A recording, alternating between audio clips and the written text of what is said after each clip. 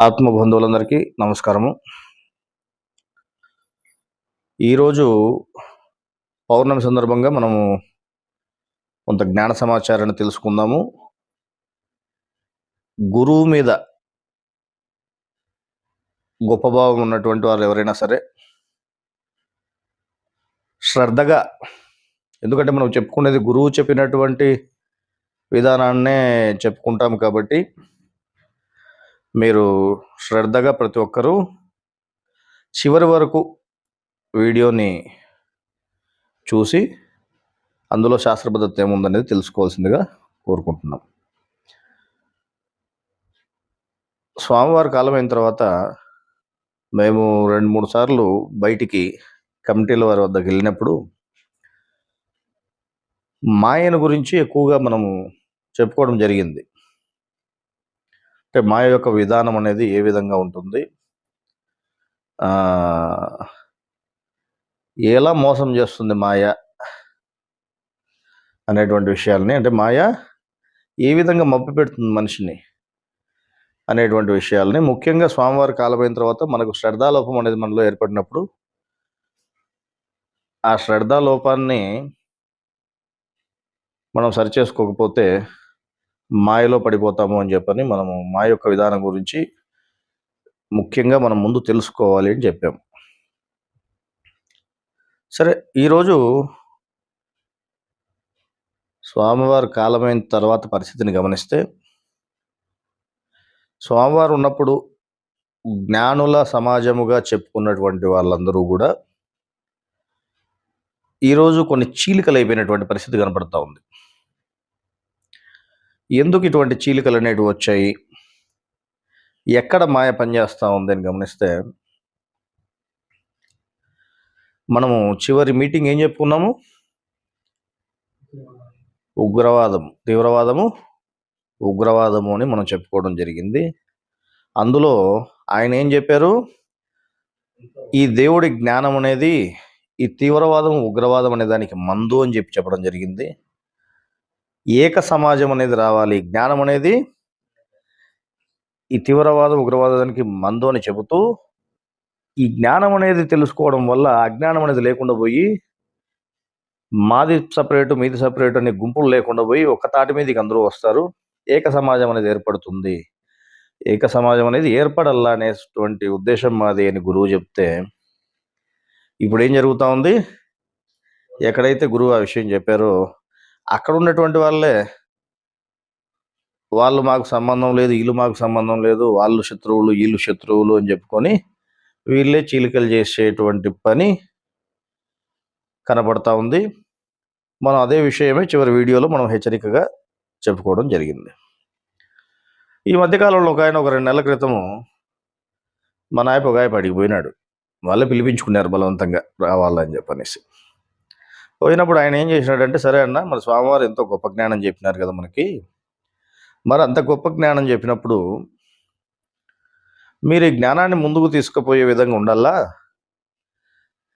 మీరంతా ఒకటిగా ఉంటే, ఎవరైతే ఈ యోగానంద ఉన్నాడో ఆయన కానీ మీరు, అంటే ఎవరు యుగంధరికి చెప్పడం జరిగింది, మీరు కానీ మీరంతా ఒక్కటిగా ఉండి జ్ఞానాన్ని ముందుకు తీసుకుపోతే బాగుంటుంది. అలా తీసుకుపోకపోగా మీరు ఈ విధంగా మీరే విడిపోయి జ్ఞానం అనే దానికి ఇటువంటి పరిస్థితి తీసుకొచ్చినారు అని అతను చెప్పడం జరిగింది. అంటే మీరు ఒకటిగా ఉంటే బాగుంటుంది అని ఒక సలహా ఇచ్చాడు అతను. దానికి మావాడు ఏం చెప్పినాడు, ఎవరు యుగంధరు, ఉత్తర దక్షిణ ధృవాలు కలిసినా సరే మేము కలిసే పరిస్థితి అంటూ ఉండదు అని చెప్పడం జరిగింది. ఏం చెప్పాడు? ఉత్తర దక్షిణ ధృవాలు కలిసినా సరే మేము కలిసేది ఉండదు. ఎందుకు కలిసేది ఉండదు అంటే, జ్ఞానం ఉంటే, జ్ఞానం అర్థం అయితే ఏమవుతుంది, దేవుని విధానములు అందరూ ఒకటే అనేది తెలుస్తుంది. అందరూ ఏక సమాజం అనేది ఏర్పడుతుంది. జ్ఞానం అనేది అర్థం కానప్పుడు ఏమైతుంది? జ్ఞానం మీద ధ్యాస లేనప్పుడు ఏమైతుంది? అవతలి వాడి మీద ద్వేషము, అసూయ ఇవన్నీ కలుగుతాయి. ఇవన్నీ కలిగినప్పుడు ఆటోమేటిక్‌గా ఇటువంటి మాటలే వస్తాయి. ఉత్తర, దక్షిణ ధృవాలు కలిసినా సరే మేము కలిసేదంటూ ఉండదు అని. వాస్తవమే. ఎప్పుడు కూడా జ్ఞానం 2 వైపులు ఉంటే జ్ఞానం ఒకటైతుంది గానీ, ఒకవైపు జ్ఞానం ఇంకోవైపు అజ్ఞానం ఉంటే ఎట్ట ఒకటైతుంది? కాదు. మీరు జ్ఞానం వైపు మీకేమాత్రం చూపు లేదు. ఆ ధ్యాస జ్ఞానం వైపు పెట్టండి, గ్రంథాల వైపు పెట్టండి అని మనం పదే పదే చెప్తున్నాం. అయినప్పటికీ ఇప్పటికీ కూడా వీళ్ళ ఉద్దేశం ఎలా ఉందంటే, ఒక మతముని కాపాడుకునేదానికి ప్రయత్నం చేసినట్టు మా గుంపుని మేము కాపాడుకోవాలని ప్రయత్నం చేస్తున్నారు తప్ప వేరే విధానం కనిపించడం లేదు. అందులో భాగంగా మొన్న ఒక 4 రోజుల కిందట ధర్మవరంలో శివయాత్ర జరిగితే, ఆ శివయాత్రకి ఎవరెవరు పోయినారు? ఎక్కడి నుంచి పోయినారు? అంటే మందిరం వాళ్ళకి సంబంధం లేకుండా శివయాత్ర చేసుకున్నారని తెలిసి ఎవరెవరు పోయారు? ఎక్కడి నుంచి పోయారు? అలా ఎలా చేస్తారు? మాకు సంబంధం లేకుండా, మాకు తెలియకుండా ఎలా చేస్తారు మీరు? శివయాత్ర చేయాలంటే యుగంధర్ దగ్గర పర్మిషన్ తీసుకోవాలి కదా! శివయాత్ర చేయాలంటే ఏం చేయాలా? పర్మిషన్ తీసుకోవాలా. Patent rights. శివయాత్రకు కూడా పేటెంట్ రైట్స్ ఉన్నాయా? గురువు ఏం చెప్పాడు?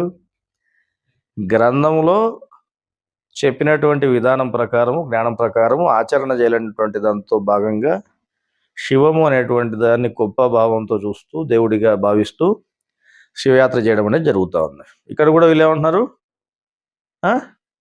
ఆ గంటాపురం వాళ్ళు వీళ్ళంతా కొంతమంది పోయి మన దగ్గరికి ఏమంటున్నారు? మా యుగంధర్ దగ్గర పర్మిషన్ తీసుకోవాలి కదా మీరు. పర్మిషన్ తీసుకోకుండా ఎట్ట చేస్తారు మీరు? డామ్ డుమ్ అని కొడుతున్నారు. సో ఎంతసేపు ఉన్నా మీ ధ్యాస అంతా ఈ విధానాల వైపు ఉంది తప్పితే, అంటే మీ యొక్క ఆధిపత్యము, మీ యొక్క స్వార్థము వీటి వైపు ఉంది, అధికారము వీటి వైపే మీ చూపు ఉంది తప్పితే దేవుడి జ్ఞానం వైపు లేదు, గ్రంథాల వైపు లేదనేది క్లియర్గా కనపడతా ఉంది. ఇటువంటి పరిస్థితుల వల్ల ఏమైపోతుందా అంటే వ్యక్తి పూజ అనేది స్టార్ట్ అయిపోతా ఉంది. లాస్ట్కు ఏమవుతుంది? వ్యక్తి పూజ అనేది స్టార్ట్ అయిపోతుంది. ఇక్కడ కొంతమంది ఉన్నారు, వాళ్ళు ఏం చేస్తున్నారు? ఫలానా వ్యక్తి బ్రహ్మంగారు అని చెప్పుకుంటూ, ఆయన ప్రవక్త అని చెప్పుకుంటూ, అతనిలోనే రహస్య గురువు ఉన్నాడు అనే ఒక పేరు పెట్టి, రహస్య గురువు అనేటువంటి పేరుని ఒకటి పెట్టుకొని, ఆ గురువు ఎవరో కాదు, రహస్య గురువు అంటే ప్రభావంద స్వామే మాలో ఉన్నాడు, మాలో ఉండి మాకు చెప్తున్నాడు, మేము చెప్తున్నాం జ్ఞానం అని, దేవుడే మళ్ళీ రహస్య గురువు కూడా చెప్తున్నాడు అనేటట్టుగా వాళ్ళు రకరకాలుగా వాళ్ళు చెప్పుకుంటున్నారు. వాళ్ళని స్వామి స్వామి నువ్వే వాళ్ళ దగ్గర పడి ముఖ్య వాళ్ళు కూడా తయారైనారు.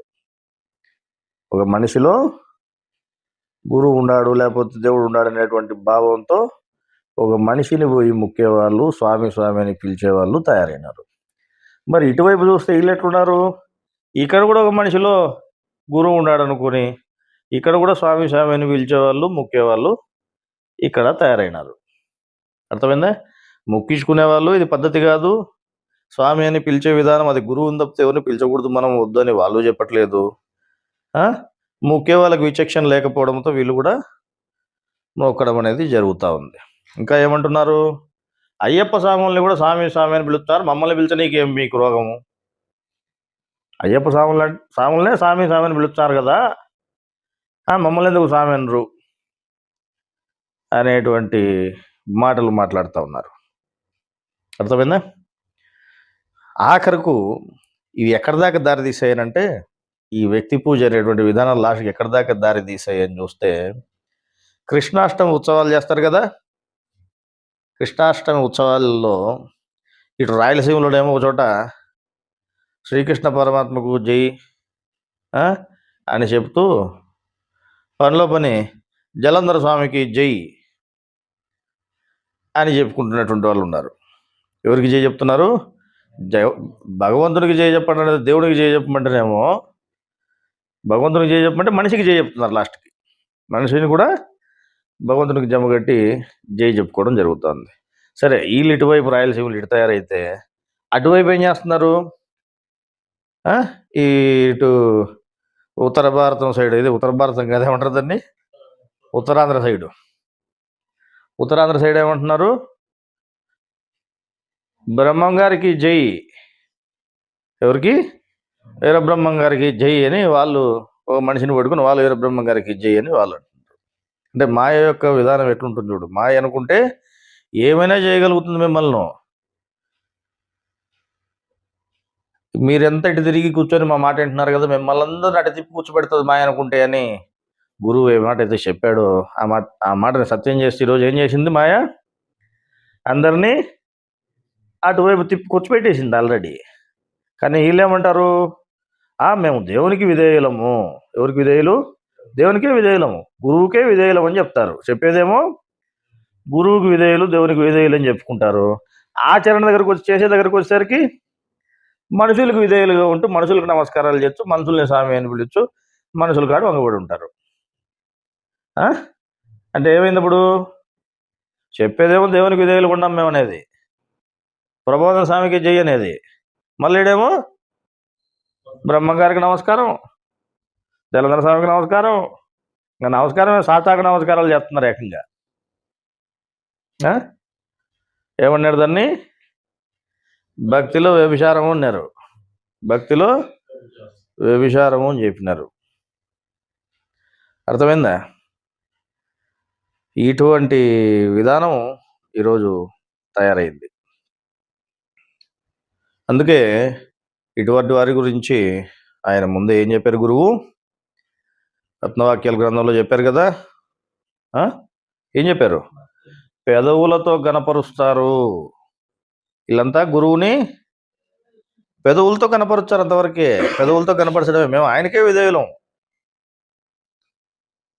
కానీ ఆచరణ దగ్గరకు వచ్చేసరికి ఎవరికి విధేయులు, మనుషులకు విధేయులు. మరి ఆయనకే విధేయులైనప్పుడు ఆయన ఏం చెప్పాడు గ్రంథాల్లో అనేది మీరు చూసుకోవాలా, అందులో ఉన్న జ్ఞానం ప్రకారం ఆచరణ చేస్తే నేర్చుకోవాలా. ఆయనేమో ఏక సమాజం కావాలా, జ్ఞానులంతా ఒక్కటిగా కావాలా, జ్ఞానం అనేది మీకు సరిగా అర్థమైతే అందరూ ఒక్క తాటి మీద ఉంటారు అని ఆయన చెప్తే మీరేం చేస్తున్నారు, అసూయ, ద్వేషము ఇవన్నీ కలిగి ఉండి వాళ్ళు మాకు సంబంధం లేదు, వీళ్ళు మాకు సంబంధం లేదు, వాళ్ళటోళ్ళు వీళ్ళటోళ్ళు అని మాట్లాడుతున్నారు వేరు చేసి. అర్థమైందా?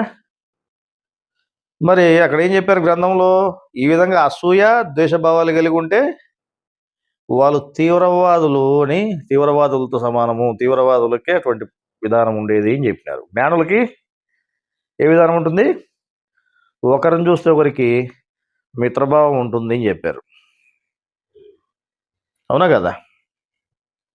కానీ ఎందుకు మరి ఈ విధంగా ఎవరు దేవుని జ్ఞానానికి వ్యతిరేకంగా నడుస్తున్నారు, ఎవరు వ్యతిరేకంగా నడుస్తున్నారు? ఇప్పుడు మధ్యలో ఉండే మనం వ్యతిరేకంగా నడుస్తున్నామా, వ్యతిరేకంగా ఉండే వాళ్ళు వ్యతిరేకంగా నడుస్తున్నారా, వీళ్ళు బ్రహ్మంగారం చెప్పుకుంటే వీళ్ళు వ్యతిరేకంగా నడుస్తున్నారా? ప్రతి ఒక్కరు మేమే సత్యము.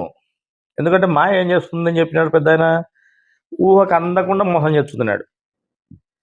ఎవరికైనా సరే ఊహకు అందని రీతిలోనే మిమ్మల్ని మోసం చేస్తుంది. ఊహకు అందని రీతిలో మోసం చేసినప్పుడు మేము కరెక్ట్ అయిన దారిలోనే ఉన్నామనే వాడు అనుకుంటాడు, ఇంకోడు అనుకుంటాడు, మనం అనుకుంటాం. కానీ వెనుదిరిగి చూసుకోండి, మీరు 10 సంవత్సరాలు కాదు 20 సంవత్సరాలు జ్ఞానంలో ఉండేవాడినైనా సరే ఒక్క దినములో మిమ్మల్ని మాయ తిప్పి కూర్చిపెట్టగలదు. అందువల్ల మీరు వెనుదిరిగి చూసుకోండి. వెనుదిరిగి చూసుకోవడం అంటే ఏంటి, ఏం చెప్పాడు గురువు, గ్రంథములో ఉన్నటువంటి శాస్త్రాధారముతో పోల్చి చూసుకోండి అని చెప్పారు. ఆఫ్లో పెట్టుకో, గ్రంథంలో ఉండేటువంటి శాస్త్రాధారంతో పోల్చి చూసుకోమని చెప్పినాడు ఆయన. మరి ఈరోజు ఒకవైపు వాళ్ళేమో అసలు గ్రంథాలతో ఆల్రెడీ మేము మొత్తం చదివేసాం, వడగట్టి పిండేసినాం అంటున్నారు వాళ్ళు. కానీ అందులో ఉండే దాని ప్రకారం మాత్రం ఆచరణ మాత్రం చేయరు. అన్ని దానికి చెప్పిన దానికి వ్యతిరేకంగానే నడుచుకుంటారు. ఆయన ఏదైతే పనులు చేయొద్దని చెప్పినాడో, ఏ పనులు చేస్తే తప్పు అవుతుందని చెప్పినాడు, ఏ పనులు చేస్తే మీరు తీవ్రవాదులు అవుతారు, ఉగ్రవాదులు అవుతారు అని చెప్పినారు, ఏ పనులే వాళ్ళు చేస్తారు. ఆయన చెప్పిన దాన్ని మాత్రం పట్టించుకోరు. వాళ్ళ దగ్గర ఉండేటువంటి ఈ భక్తులుగా ఉండేటువంటి వాళ్ళు కూడా ఎలా ఉన్నారు, పైకేమో మేము గురువు అంటే మాకు ఇది, మేము గురువుకే భక్తులము, ఆయనకి విధేయులు అని చెప్తారు. కానీ మనుషులకు విధేయులుగా ఉండి గురువు ఏం చెప్పినాడు అనే దాన్ని పట్టించుకోకుండా మనుషులు చెప్పినట్టు నడుచుకుంటారు. మరి ఇటువైపు ఏమో మేము గ్రంథంలో ఉండేటట్టుగా చెప్పుకుంటున్నాము, గ్రంథాధారంతోనే చెప్పుకుంటున్నాము అని చెప్తూ, గ్రంథంలో ఉండేటువంటి విషయాలని అక్కడ ఏం చెప్పారో శాస్త్రబద్ధత ఏముందని పరిశీలన చేయకోకుండా, వీళ్ళు గొప్పగా అనిపించుకోవడం కోసం, వీళ్ళ స్వార్థం కోసం మేము బ్రహ్మంగారులము, లేకపోతే మేము ప్రవక్తలము, లేకపోతే మేమేదో మోషేలము అనేటువంటి విధానంతో ప్రజలకు గొప్పగా కనిపించాలనేటువంటి స్వార్థంతో వీళ్ళేం చేస్తున్నారు? గ్రంథంలోని జ్ఞానాన్ని వాడుకుంటున్నారు. ఇటు తిరిగి మళ్ళీ ఏం చేస్తున్నారు? మమ్మల్ని ఒప్పుకోకపోతే, మేం చెప్పినట్టు వినకపోతే అవతలి వాడు సత్య తిరస్కారుడు అని ముద్రేస్తున్నారు. ఏమని? సత్య తిరస్కారుడు. ఎవరు సత్య తిరస్కారుడు? గ్రంథంలో ఉండేటువంటి జ్ఞానం ఏముందో శాస్త్రబద్ధంగా, ఆ శాస్త్రబద్ధతకు వ్యతిరేకంగా నడుచుకున్నాడు సత్య తిరస్కారి అవుతాడా? గ్రంథంలో ఉండేటువంటి జ్ఞానానికి తప్పుడు అర్థాలు కల్పించి తప్పు భావంతో బోధించే వాళ్ళని, శాస్త్రబద్ధత లేకుండా బోధించే వాళ్ళు సత్య తిరస్కారులు అవుతారా? అట్లాగే ఇంకో వైపున అసలు గ్రంథంలో ఉండే జ్ఞానంతోనే మాకు పని లేదు, దాంట్లో ఉండేది ఏంటో మనం పట్టించుకోకుండా మన బుద్ధి పుట్టినట్టు మనం పోయేవాళ్ళని అనేటువంటి వాళ్ళు వీళ్ళు సత్య తిరస్కారులు అవుతారా? ఎవరైతే గ్రంథంలోని జ్ఞానాన్ని విస్మరిస్తున్నారో వాళ్ళే సత్య తిరస్కారులు అవుతారు. అర్థమైందా? సరే, ఇటువైపు వాళ్ళు ఎప్పుడు ఉండేది వాళ్ళ రామాయణం, వాళ్ళు ఎప్పుడు చెప్పుకుండేది, వాళ్ళు మారే పరిస్థితుల్లో లేరు. ఎందుకంటే దేవుడు వాళ్ళని అట్నే సాగనంపుతున్నాడు, సాగనంపినివ్వండి. ఈ మధ్య కాలంలో వీళ్ళు ఇక్కడ ఇటువైపు మేము ప్రవక్తలము, బ్రహ్మంగారులము, లేకపోతే మేము మోషేలము, ఇంకోటి అని చెప్పుకునేటువంటి ఈ మేధావులు ఏం చేస్తున్నారని చూస్తే, 4 ఆత్మలు అని చెప్పని 4వ ఆత్మని క్రియేట్ చేసి, అది శుద్ధాత్మ అని ఒక పేరు, పరిశుద్ధాత్మ అని ఒక పేరు, ఇంకా రకరకాలుగా దానికి పేరు పెట్టి, మధ్యాత్మ అంటే ఆత్మ కాదు పరిశుద్ధాత్మ అంటున్నారు. మధ్యాత్మ అంటే ఆత్మ కాదు పరిశుద్ధాత్మ. పరిశుద్ధాత్మ అంటే పరమాత్మని కదా చెప్పినాడు అంటే, అవును పరమాత్మ అంటే ఇద్దరు పరమాత్మలు ఉన్నారు అని. ఇద్దరు పరమాత్మలు ఉన్నారు అని ఎక్కడ చెప్పినారయ్యా మీకు? మీరు ఇద్దరు పరమాత్మలు ఉన్నారు, ఈ ఆత్మ జీవాత్మ ఉన్నాడు అంటే అప్పుడు నలుగురు అవుతారు కదా మొత్తము. నలుగురు అయితే శాస్త్రబద్ధతకు విఘాతం కలుగుతుంది కదా. అది శాస్త్రబద్ధత లేకుండా ఎట్లా బోధిస్తున్నారు అంటే, లేదు మా గురువు, మా ప్రవక్త, మా రహస్య గురువు మాకు విప్పి చెప్పినాడు మూడేంత. స్వామి ఇదంతా చెప్పలే, గురువు ముడేసిపోయినాడు. ముడేసిపోయి మా తలకాయలు వీళ్ళ తలకాయలు దూరుకొని మళ్ళీ ఇప్పుడు ముడిప్పి చెప్తున్నాడు అని, మా తలకాయలు దూరి ఆయన చెప్తున్నాడు ముడిప్పి, ఇంతవరకు ముడేసి పెట్టినాడు అని చెప్పి చెప్పుకోవడం జరుగుతుంది. సో ఇంతవరకు ముడేసి పెట్టాల్సిన అవసరం ఏమొచ్చింది? ఆ మూడు ఆత్మల సిద్ధాంతం చెప్పే బదులు మొదట్లోనే 4 ఆత్మల సిద్ధాంతం చెప్తే అయిపోయేది కదా. అప్పుడు దాచిపెట్టి చెప్పాల్సిన అవసరం ఏమొచ్చింది? ఇప్పుడు ఇంకోళ్ళకి దూరుకొని చెప్పాల్సిన అవసరం వచ్చింది ఆయనకి.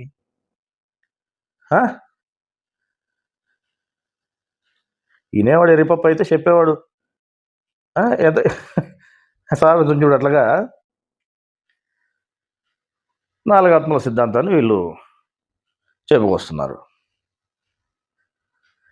త్రైతము అనేటువంటి పేరుకే అసలు మొత్తం సిద్ధాంతానికే ఎసురు పెట్టింది మాయ. సరే, వీళ్ళకి ఎందుకు రావందన ఇది చేస్తున్నారని గమనిస్తే, సరే ఆ విధంగా 4 ఆత్మలు ఉన్నాయని చెప్తున్నారు. మరి 4 ఆత్మలు ఉంటే మరి గురువు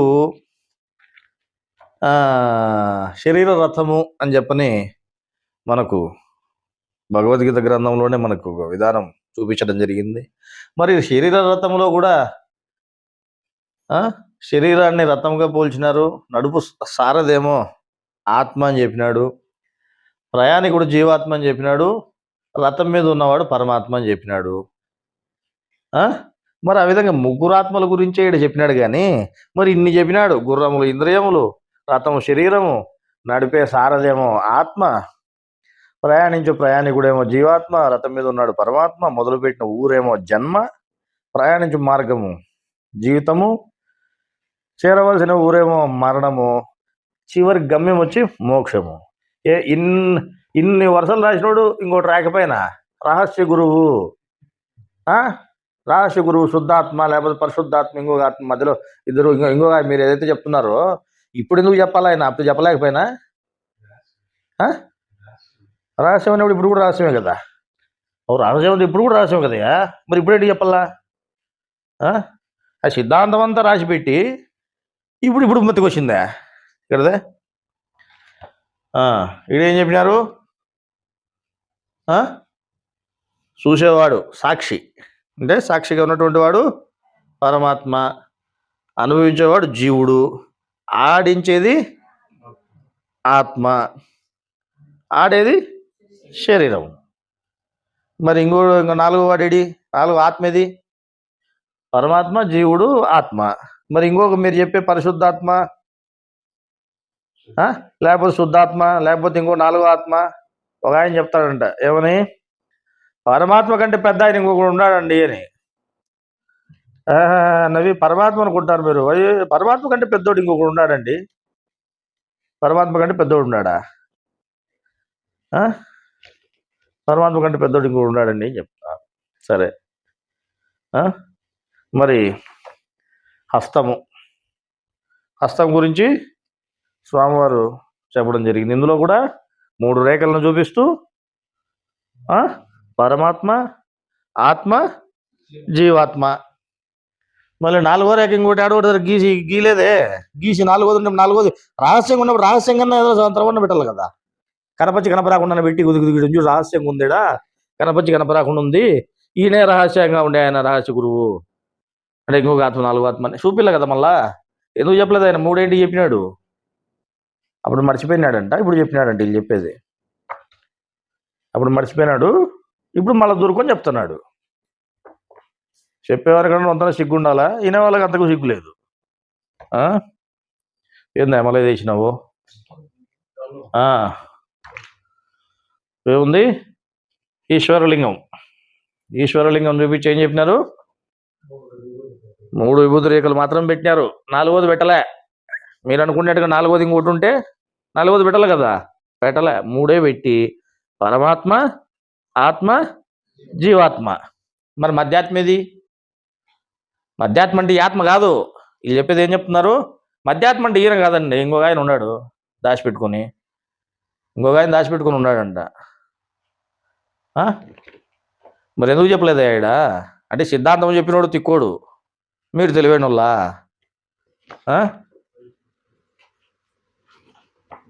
కంటిలో త్రైదం చూపించినారు, అదెందుకు? పరమాత్మ శరీరం లోపల బయట అంతా వ్యాపించున్నాడు అని చెప్పినారు. శరీరం లోపల బయట అంతటా వ్యాపించున్నాడు. ఆత్మ శరీరం అంతటా వ్యాపించున్నాడు. శరీరం బయట లేడు, శరీరం అంతటా వ్యాపించున్నాడు. జీవాత్మ శరీరంలో ఒక్క చోట మాత్రమే ఉన్నాడు. మరి ఈ 3 రాసినోడు, ఈ 3 ఆర్టిస్ట్ చూపించినోడు, మరి ఇంకొక రహస్య గురువు లేకపోతే మీరు చెప్పే ఇంకొక ఆత్మ దాచిపెట్టుకొని ఉంటే అది కూడా ఇడే చెప్పి 4వది వరుస ఇంకో వరుస రాయలేకపోయినా, ఆయన రాసి చూపించలేకపోయినా.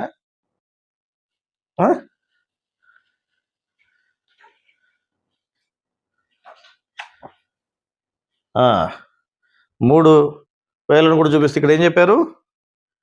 ఆత్మ బొటనవేలు, పరమాత్మ, జీవాత్మ.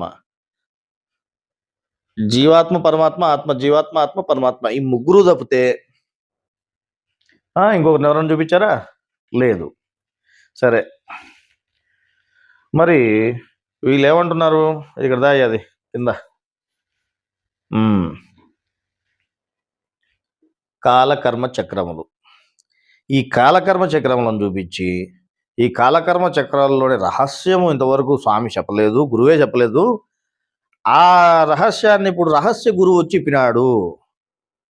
రహస్య గురువు ఎవరు? రహస్య గురువు అంటే మా పలానా ప్రవక్త, లేకపోతే మా బ్రహ్మంగారినా, లేకపోతే ప్రవక్త ఈయన తలకాయలో ఉండి పినాడు. ఎవరున్నారు ఆయన తలకాయలో? ఆయన తలకాయలో ఉండేది 3 కదా ఉండేది శరీరంలో మొత్తం. అంటే అలా వీళ్ళ 3 కాదు, వీళ్ళ 3లో ఎవరు కాదు, ఆత్మ కాదు, పరమాత్మ కాదు, జీవాత్మ కాదు. ఇంకొక ఆయన ఉన్నాడు దాచిపెట్టుకొని రహస్యంగా, ఆయన ఇప్పినాడు మాకు. ఏమి ఇప్పినాడు అంటే 4 చక్రాలు ఎందుకు పెట్టినాడు? 4 చక్రాలు అంటే నలుగురు ఉన్నారు కాబట్టి 4 చక్రాలు పెట్టినాడు. ఎందుకు పెట్టినాడు 4 చక్రాలు? నలుగురు ఉన్నారు కాబట్టి 4 చక్రాలు పెట్టినాడు. ఒరే ఎవరు మరి 4 ఉన్నారంటున్నారు, మరి 4 చక్రాలు? సరే, చక్రాలు 4 ఉండేది వాస్తవమే, మరి 4 ఎట్ట ఏ లెక్కన మీరు 4 అని చెప్తున్నారు? అంటే ఇగో కింద ఇదేం రాసినారు మామూలుగా గుణచక్రం దగ్గర దాంట్లోకి లైన్ పెట్టి లోపల పలాసాట జీవాత్మ ఉన్నాడు. సరే, వాస్తవమే, జీవాత్మ ఉన్నాడు గుణచక్రంలో. కర్మచక్రం దగ్గర ఏం రాశారు? పక్కన ఆత్మ అని రాశారు. కర్మచక్రంలో ఆత్మ ఉన్నాడు అని చెప్పలే, కర్మచక్రం దగ్గర ఆత్మ అని రాశారు. ఎక్కడైతే జీవునికి లోపలికి లైన్ వేసి ఇక్కడ జీవుడు పలాసాడు ఉన్నాడని చూపించారో అక్కడ లైన్ వేసి లోపల ఈ చక్రంలో ఉన్నాడు ఆత్మ అని చెప్పలేదు మీకు. ఆత్మ ఇక్కడ ఉన్నాడు అని చెప్పినారు. ఈ చక్రం దగ్గర ఆత్మను పెట్టడం జరిగింది. సరే, దానిపైన కాలచక్రం, కాలచక్రం దగ్గర ఏం పెట్టారు? పరమాత్మ లేదా పరిశుద్ధాత్మ. పరిశుద్ధాత్మ అన్న పరమాత్మ అన్న ఇద్దరు ఒక్కటే అని స్వామివారు ఎన్నో సందర్భాలు చెప్పడం జరిగింది. గ్రంథాల్లో కూడా ఎన్నో చోట్ల ఆ విషయం ఉంది. ఇక్కడ ఏముంది? పరిశుద్ధాత్మ లేదా పరమాత్మ సాక్షిభూతుడు, సాక్షి అని చెప్పడం జరిగింది. సరే, ఇక్కడ పరమాత్మ అన్నారు. మరి పైన ఏముంది అంటే ప్రకృతి, చర ప్రకృతి, అచర ప్రకృతి. సరే, ప్రకృతి రెండు భాగాలు, చరాచర ప్రకృతులు పైన. మరి ఇందులో ముగ్గురే కదా చూపించినారంటే లేదు లేదు లేదు, ఇగో ఇక్కడ ఇంకొక పరమాత్మ ఉన్నాడు పైన, ఫలానా గ్రంథంలో ఉంది, ఇగో ఫోటో. వాస్తవమే, ఏదైతే చర ప్రకృతి ఉందో అక్కడ లైన్ పైన వేసి పరమాత్మ అని బ్రహ్మచక్రంలో కూడా రాయడం జరిగింది. వాస్తవమే, అంటే రెండు చోట్ల పరమాత్మ అని రాశారు కాబట్టి ఇద్దరు పరమాత్మలు ఉన్నట్లే. అంటే జ్ఞానం అంతా మీకు స్థూలంగానే కనపడుతుందా? మీకు స్థూలంగా కనపడేది తప్పితే మీకు జ్ఞానంతో పని లేదా? మీ స్వార్థం కోసం జ్ఞానాన్ని వాడుకుంటారా? అంటే రెండు చోట్ల పరమాత్మ రాసి ఇద్దరు పరమాత్మలు ఉన్నట్లేనా? వాళ్ళు ఆ విధంగా చెప్పుకుంటారు. ఏమని? రెండు చోట్ల పరమాత్మ రాశారు కదా కాబట్టి ఇద్దరు పరమాత్మలు ఉన్నట్లే. 4 చక్రాలు పెట్టినాడు కదా కాబట్టి 4 ఉన్నట్టే అనుకో, మీ బుద్ధి పుట్టినట్టు అనుకోండి. మేము గ్రంథాధారంతో చెప్తున్నాం. ఇగో గ్రంథంలో బొమ్మే చూపించినట్టు గ్రంథాధారంతోనే 10,000 మందికి 10,000 రకాలుగా అర్థమయ్యేటట్టు చేస్తాను గ్రంథం అని చెప్పినాడు ఆయన. ఏం చెప్పినాడు? 10,000 రకాలుగా అర్థమవుతుంది గ్రంథం అని చెప్పినాడు. అందుకే శాస్త్రబద్ధత కావాలా. శాస్త్రబద్ధత లేకపోతే ఏమవుతుంది? ఇగో ఇట్లా స్థూలంగా చూస్తూ బోల్టా పడే పరిస్థితి వస్తుంది.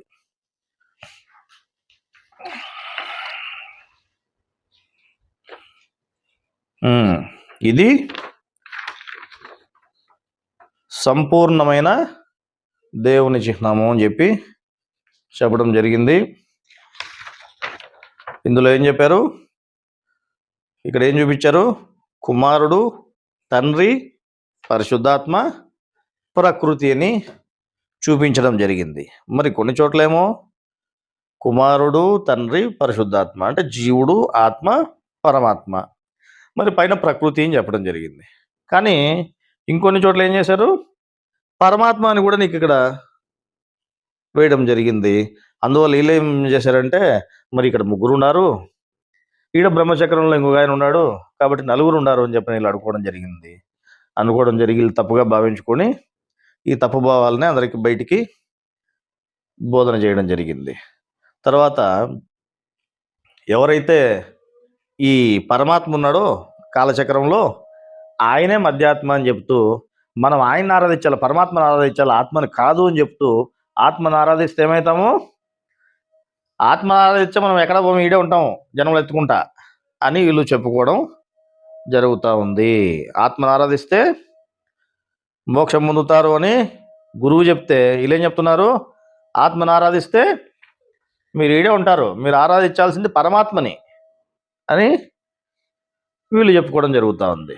పరమాత్మ కాలచక్రంలో ఉండి ఈయనకి, ఎవరికి?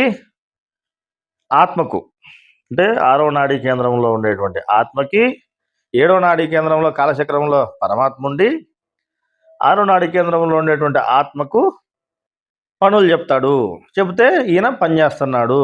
అందువల్ల ఈయన కేవలం పని మనిషి మాత్రమే, అంటే కార్యకర్త మాత్రమే, దేవుడు సృష్టికర్త కాదు అని వీళ్ళు చెప్పుకోవడం జరుగుతుంది. సరే, వాళ్ళు చెప్పుకోవడం అటు ఉంచండి. ఎప్పుడైతే మనం మొట్టమొదటి వీళ్ళు ఈ భావాలు చెప్తున్నారని తెలిసింది అప్పుడే మనం ఖండిస్తూ ఒక వీడియో చేసి దాదాపు 1 సంవత్సరం క్రితం మనం చెప్పడం జరిగింది.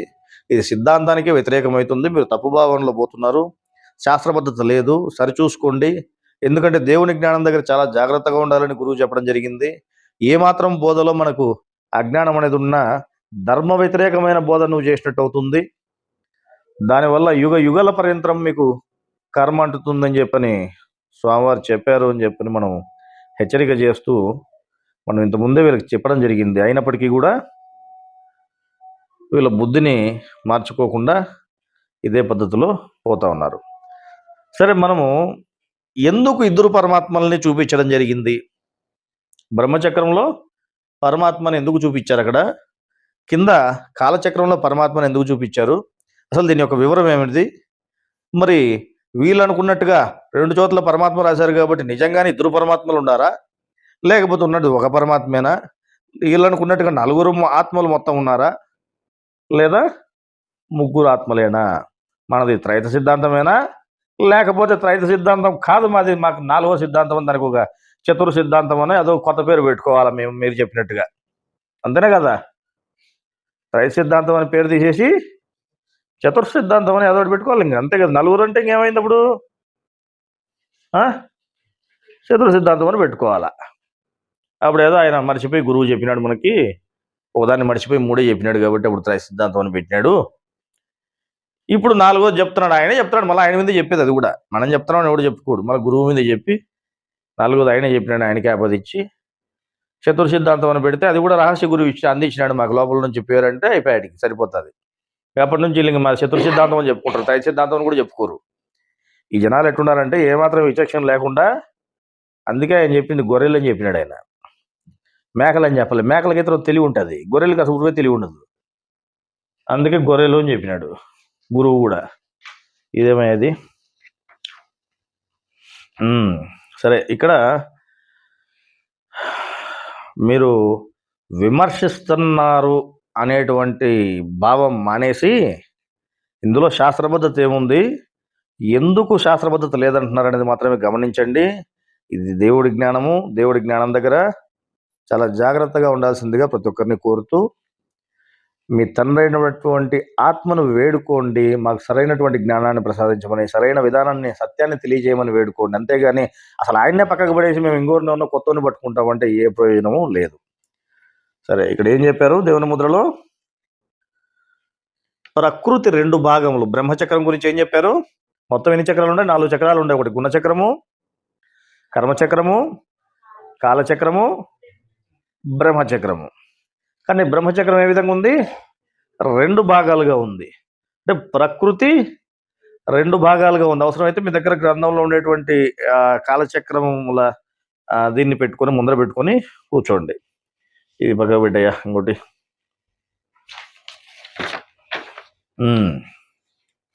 దేవుని ముద్ర. ఇక్కడ ఏముంది? పైన బ్రహ్మచక్రంలో చరాచర ప్రకృతి, చర ప్రకృతి, అచర ప్రకృతి. ఒకవైపున చర ప్రకృతి ఉంది, ఇంకోవైపున అచర ప్రకృతి ఉంది. ఏంటి అచర ప్రకృతి అంటే ఏంటి? చర ప్రకృతి అంటే ఏంటి? అచర ప్రకృతి అంటే ప్రపంచము, బయట ఉన్నటువంటి ప్రపంచం, పంచభూతాలు అచర ప్రకృతి.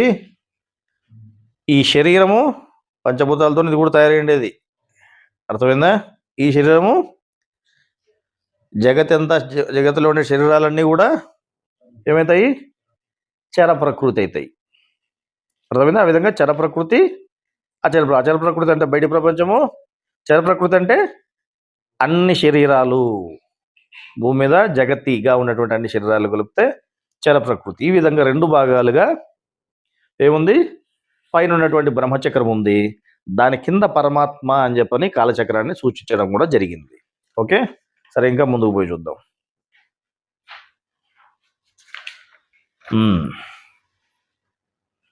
ఇదేలే, ఇక్కడ ఏముంది? అచర ప్రకృతి, చర ప్రకృతి. ఎడమ వైపున ఏం చెప్పారు? ఎడమ వైపున చర ప్రకృతి అని చెప్పారు, ఇటువైపున అచర ప్రకృతి అని చెప్పారు. ఇది బ్రహ్మచక్రంలోని విధానాన్ని గురించి చూపించినటువంటిది. ఇంకా దీన్ని ఏమంటున్నారు? ఈ బ్రహ్మచక్రం 2 భాగాలుగా ఉంది కదా, ఈ 2 భాగాలని ఒకటి చర ప్రకృతి, ఒకటి అచర ప్రకృతి. కుడివైపున అచర ప్రకృతిగా, ఎడమవైపున చర ప్రకృతిగా చెప్పడం జరిగింది. ఇదే చర ప్రకృతిని దేవుని పగలు అని కూడా చెప్పడం జరిగింది. బాగా గుర్తుపెట్టుకోండి, శ్రద్ధగా వినండి. దేవుని పగలు అని చర ప్రకృతిని చెప్పడం జరిగింది. దేవుని రాత్రి అని అచర ప్రకృతిని చెప్పడం జరిగింది. అంటే అచర ప్రకృతి వైపేమో దేవుని రాత్రి అని చెప్పారు, చర ప్రకృతి వైపేమో దేవుని పగలు అని చెప్పడం జరిగింది. ఓకేనా? అంటే బ్రహ్మచక్రంలో 2 భాగాలు, దేవుని పగలు ఉంది, దేవుని రాత్రి ఉంది, చర ప్రకృతి ఉంది, అచర ప్రకృతి ఉంది. ఇక్కడ మీరు గమనిస్తే ఏదైతే ఈ ప్రకృతి యొక్క 2 భాగాలు ఉన్నాయో, చర ప్రకృతి అచర ప్రకృతి ఉందో, దేవుని పగలు దేవుని రాత్రి ఉందో, ఈ దేవుని పగలు కాలము ఏదైతే ఉందో, దేవుని పగలు కాలంలో ఏముందిడా? పరమాత్మ అని ఇక్కడ సూచించడం జరిగింది. ఏ కాలాన్ని సూచించారు అక్కడ? దేవుని పగలు కాలాన్ని సూచించడము జరిగింది. దేవుని పగలు కాలము అంటే 1000 యుగములు. దేవుని పగలు కాలము 1000 యుగములు, దేవుని రాత్రి కాలము. అట్లా ఈ బ్రహ్మచక్రం అనేది 2 భాగాలుగా ఉంది. అర్థమైందా? ఈ 2 భాగాల్లో పరమాత్మ ఎక్కడున్నాడు? పరమాత్మ ఎక్కడున్నాడు? దేవుని పగలు అంటే దేవుని రాత్రిలో లేడా? దేవుని రాత్రిలో లేడా? ఉన్నాడు. దేవుని రాత్రిలో కూడా ఉన్నాడు. మరి దేవుని రాత్రిలో ఏ విధంగా ఉన్నాడు, దేవుని పగలలో ఏ విధంగా ఉన్నాడు అనేది ఇప్పుడు మనకు అవసరం. అవునా కదా? సరే, ఇది ఇక్కడ దేవుని పగలు. ఇది ఇక్కడ ఇందాకటిది బాగా చూసుకోండి.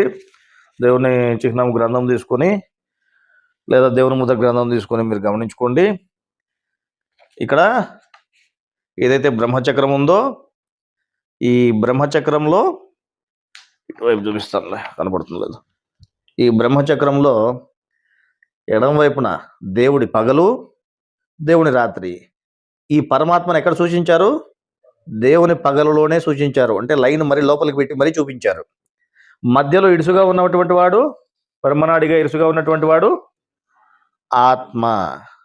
ప్రకృతి 2 భాగాలు, ఆత్మ మధ్యలో ఇరుసుగా ఉంది. ఈ ప్రకృతి 2 భాగాలలో ఏదైతే దేవుని పగలు ఉందో, దేవుని పగలులో ఆయన పరమాత్మను సూచించడం జరిగింది. సరే, మనం దేవుని పగలు అంటే ఏమని చెప్పుకున్నాం?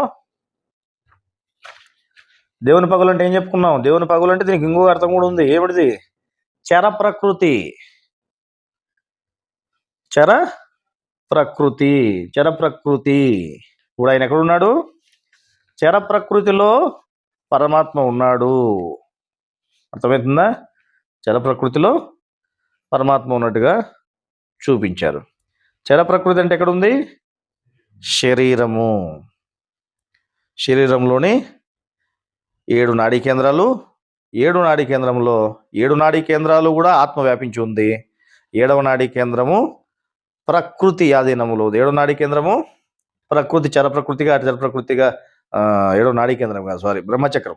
7వ నాడీ కేంద్రంలో ఉన్నటువంటి బ్రహ్మచక్రము ఇటు చర ప్రకృతిగా అచర ప్రకృతిగా 2 భాగాలుగా చెప్పడం జరిగింది. దేవుని రాత్రి, దేవుని పగలు. బ్రహ్మ పగలు, బ్రహ్మ రాత్రి అని చెప్పడం జరిగింది. దేవుడు ఎక్కడున్నాడు? పరమాత్మ ఎక్కడున్నాడు? దేవుని పగలులో దేవుడు ఉన్నాడు. ఏ విధంగా ఉన్నాడు దేవుని పగలులో? ఆయన ఏ విధంగా ఉన్నాడు? దేవుని పగలులో ఆయన ఉన్నట్టుగా చూపించారు. దేవుని పగలు అంటే ఇప్పుడు మన శరీరాలన్నీ ఉన్నాయి కదా, మనంతా కూడా చర ప్రకృతే. అంటే దేవుని పగలులోనే మనం ఉన్నాము. అర్థమైందా? దేవుని పగలు ప్రభావము అంటే అంతా వ్యక్తమవుతుంది. మనం ఉన్నాము అంటే దేవుని పగలు. ఎప్పుడైతే మనం లేకుండా పోతున్నామో, అంటే ప్రళయం అనేది జరుగుతూ ఉందో 1000 యుగాల అనంతరము, అప్పుడు అది ఏమవుతా ఉంది? ప్రళయం అవుతా ఉంది. అప్పుడు జీవుడు అనేవాడు ఆడికి పోతున్నాడు. జీవుడు ఆడికి పోడు. ఏమంటే వ్యక్తం కాదు. ఇప్పుడు నువ్వు నిద్రావస్థలు, నువ్వు నిద్రలోకి పోతావు. నిద్రలోకి పోతే నీకేమైనా తెలుస్తుందా? ఏమి లేవు. అట్లాగానే అప్పుడు ఏమవుతుంది? అప్పుడు కర్మ లేదు, కర్మచక్రం లేదు, కాలచక్రం లేదు, పూర్ణచక్రం లేదు, వ్యాధి లేదు. పోనీ శర ప్రకృతి ఉందా? శర ప్రకృతి కూడా లేదు. అప్పుడు ఏది లేని కాలం అయిపోతుంది. అర్థమైందా? కానీ ఇప్పుడు అన్నీ ఉన్నాయి కాబట్టి మనం ఎక్కడున్నాం? చర ప్రకృతిలో ఉన్నాము. చర ప్రకృతిలో ఆయన ఎక్కడున్నాడు? దేవుని పగలులోనే ఉన్నాడు, చర ప్రకృతిలో ఉన్నాడు. ఏ విధంగా ఉన్నాడు? పరమాత్మగా ఉన్నాడు, సాక్షిభూతునిగా ఉన్నాడు. అదే విషయాన్నే ఇక్కడ ఉన్నటువంటి పరమాత్మే ఇక్కడ మీకు సాక్షిభూతుడుగా ఉన్నాడు. కాలము చెప్పలేదా? కాలోస్మి, నేను కాలునిగా ఉన్నాను అని చెప్పి ఆయన చెప్పడం జరిగింది. అంటే సాక్షిభూతునిగా ఆయన ఉండడం జరిగింది. ఎవరైతే ఇక్కడ దేనికి సూచించారు? 2 చోట్ల ఎందుకు పెట్టారు పరమాత్మని గుర్తుని? 2 చోట్ల ఎందుకు పెట్టారు? ఏదైతే నీకు బ్రహ్మ పగులు ఉందో, చర ప్రకృతి ఉందో, చర ప్రకృతిలో ఆయన మీకు పరమాత్మగా సాక్షిగా ఉన్నాడు అనేటువంటి విధానాన్ని చూపించడం కోసమే ఇక్కడ అచర ప్రకృతి వైపు రాయలేదు, చర ప్రకృతి వైపే మీకు చూపించడం జరిగింది. ఈ చర ప్రకృతి వైపే పరమాత్మ ఉన్నాడు. ఏ విధంగా ఉన్నాడు? సాక్షిభూతునిగా ఉన్నాడు, పరమాత్మగా ఉన్నాడు, కాలస్వరూపునిగా, కాలముగా ఉన్నాడు.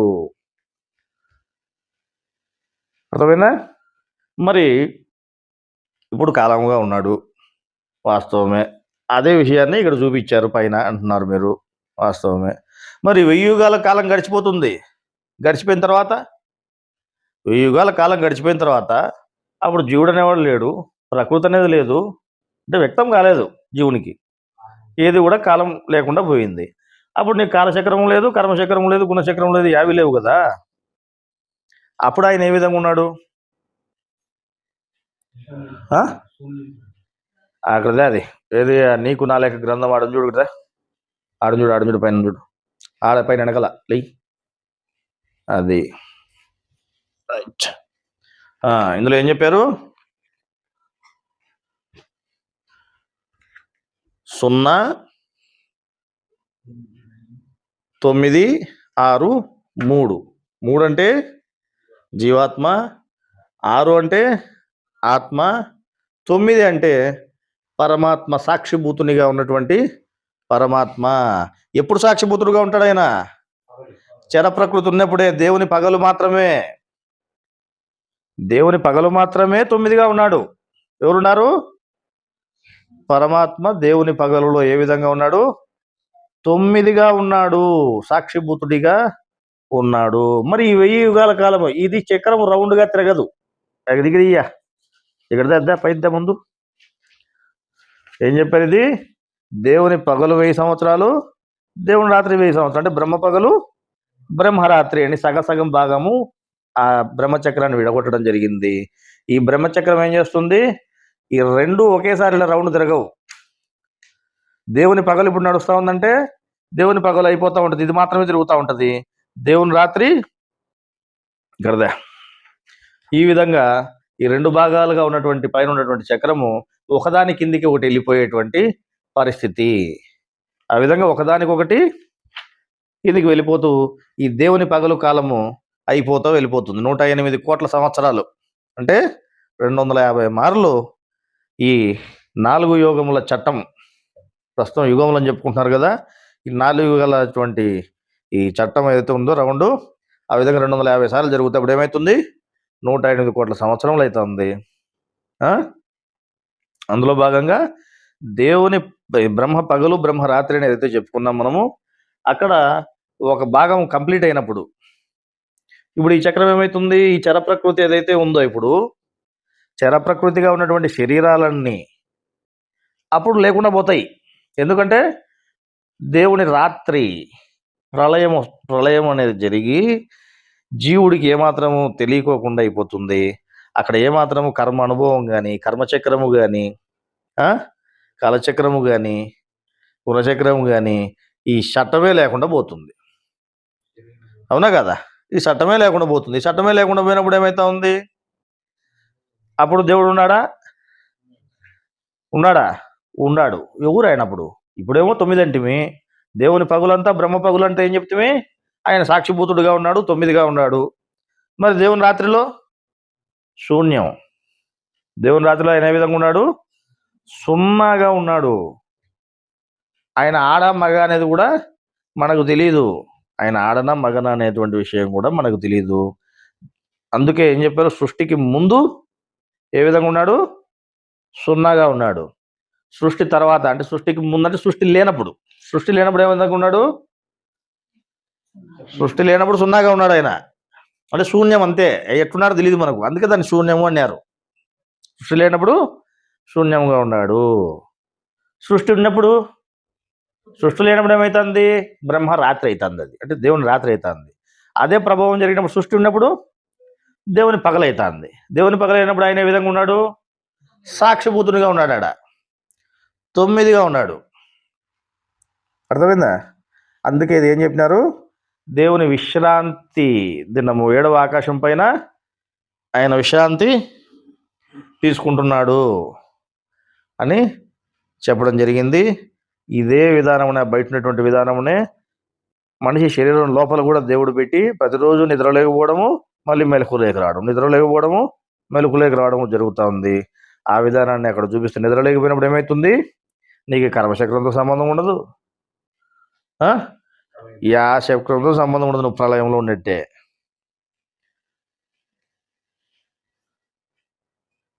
నీకు ఏదైనా సరే వ్యక్తం అయ్యేది ఎప్పుడు? ప్రభావంలో నీకు వ్యక్తమవుతుంది, మళ్ళీ తెలుస్తుంది. అంతవరకు నీకేమి తెలియదు. అదే విషయమే ఇక్కడ 108 కోట్ల సంవత్సరాలు అనేది మీకు ఒక సిస్టమ్ చెబుతూ ఇక్కడ కూడా దేవుని పగలు దేవుని రాత్రి అనేటువంటి విధానం ఉంది. ఈ దేవుని పగలు దేవుని రాత్రిలో దేవుని పగులంతా సృష్టి వ్యక్తమవుతా ఉంది, దేవుని రాత్రి అవ్యక్తంగా ఉంది. అవ్యక్తం నుంచి పుట్టినదే వ్యక్తము. అర్థమైందా? ఆ అవ్యక్తం ఏ విధంగా ఉందంటే శూన్యం. ఇప్పుడు ఇదేమవుతుంది? ఈ ఒక చక్రం మాత్రమే తిరిగి ఒకవైపుకి అయిపోతుంది. ఒకవైపు అయిపోయినప్పుడు ఈ చర ప్రకృతి అనేది ఉన్నప్పుడు లేకుండా పోతా ఉంది. అంటే మనుషుల శరీరాలు కానీ ఇవన్నీ కూడా ఏది లేకుండా పోతా ఉంది. ఈ ప్రకృతే లేకుండా పోతా ఉంది. ప్రకృతి లేకుండా పోతుందంటే ఇక్కడ మళ్ళీ 2 రకాలు ఉంది. నాశనం అవ్వడం వేరు, అవ్యక్తం అవ్వడం వేరు. కానీ తెలియకుండా అంటే ప్రళయం పొందడం వేరు. సరే, దాని గురించి మళ్ళీ సబ్జెక్ట్ మళ్ళీ చెప్పుకుందాము. ప్రస్తుతము ఇప్పుడు మనం ఏం తెలుసుకున్నాం? బ్రహ్మచక్రంలో ఎవరైతే సున్నాగా చూపించినారో ఆయన పరమాత్మ. ఆయన సృష్టి లేనప్పుడు ఏ విధంగా ఉంటాడు? శూన్యంగా సున్నాగా ఉంటాడు. సృష్టి ఉన్నప్పుడు ఏముంటాడు? సాక్షిభూతునిగా, కాలం రూపంలో కాలుడిగా ఇక్కడ 9గా ఉన్నాడు. అందువల్ల 2 చోట్ల కూడా పరమాత్మ అని రాసినటువంటిది తెలుస్తూ ఉంది. ఇక్కడ కూడా మీకు ఏం రాసి ఉంటారు? ఇటుపక్క చర ప్రకృతిలో మాత్రమే మీ పరమాత్మని లైన్ లోపలికేసి మరీ చూపించుంటారు. అర్థమైందా? సో దీన్ని ఇక్కడ ఉన్నటువంటి దాన్ని మీరు తప్పుగా అర్థం చేసుకుని ఈ విధంగా 4 రాసినారు కాబట్టి 4వది ఇంకోటి ఏదో ఉంది, లేకపోతే ఇంకోటి అని కల్పించుకోవడం మీ అవివేకం తప్ప ఇంకోటి ఏం కాదు. సరే, దీనికి ఇంకా ఏమేం చెప్పారు? దీనికి ఇంకా వివరం చూద్దాం. ఏ విధంగా అసలు సృష్టి ఏ విధంగా జరిగింది? సృష్టి ఏ విధంగా జరిగింది? మరి ప్రకృతిని ఎందుకు పెట్టాడు? మరి ప్రకృతి తర్వాత పరమాత్మ ఎందుకు ఉన్నాడు? మొదట ప్రకృతి 2 భాగాలని బ్రహ్మచక్రంలో చూపించారు, చర ప్రకృతి, అచర ప్రకృతి. మరి ప్రకృతి తర్వాత పరమాత్మను చూపించారు. అంటే ప్రకృతి నుంచే పరమాత్మ వచ్చినాడా అని కొందరు అడగచ్చు. ప్రకృతి నుంచే పరమాత్మ వచ్చినాడా అని అడగచ్చు. ప్రకృతి నుంచే పురుషులు వచ్చినారా అంటే స్త్రీ నుంచే పురుషులు వచ్చినారా? 100% వాస్తవము. అర్థమైందా? ఇది కొంతమందికి ఇబ్బందిగా ఉండొచ్చు వాళ్ళకి, కానీ 100% వాస్తవము. సరే, ఎందుకు, ఎట్లా వాస్తవము? 3 పురుషులుగా దేవుడు ఎన్ని విధాలుగా విభజింపబడినాడు? దేవుడు మొత్తం 4 విధాలుగా విభజింపబడినాడు. అంటే 1 ప్రకృతి, 3 పురుషులు. ప్రకృతి 3 ఆత్మలుగా విభజింపబడడం జరిగింది. ప్రకృతిని మనం ఏమంటున్నాము? స్త్రీతత్వంగా చెప్తున్నాము. ఈ 3 ఆత్మల్ని పురుషులుగా చెప్తున్నాము. స్త్రీ లేనిదే పురుషులు వచ్చినారా? సృష్టి లేనప్పుడు పరమాత్మ ఏ విధంగా ఉన్నాడని చెప్పుకున్నాం మనము. ఆయన పరమాత్మ అని పేరు కూడా లేదు అప్పుడు.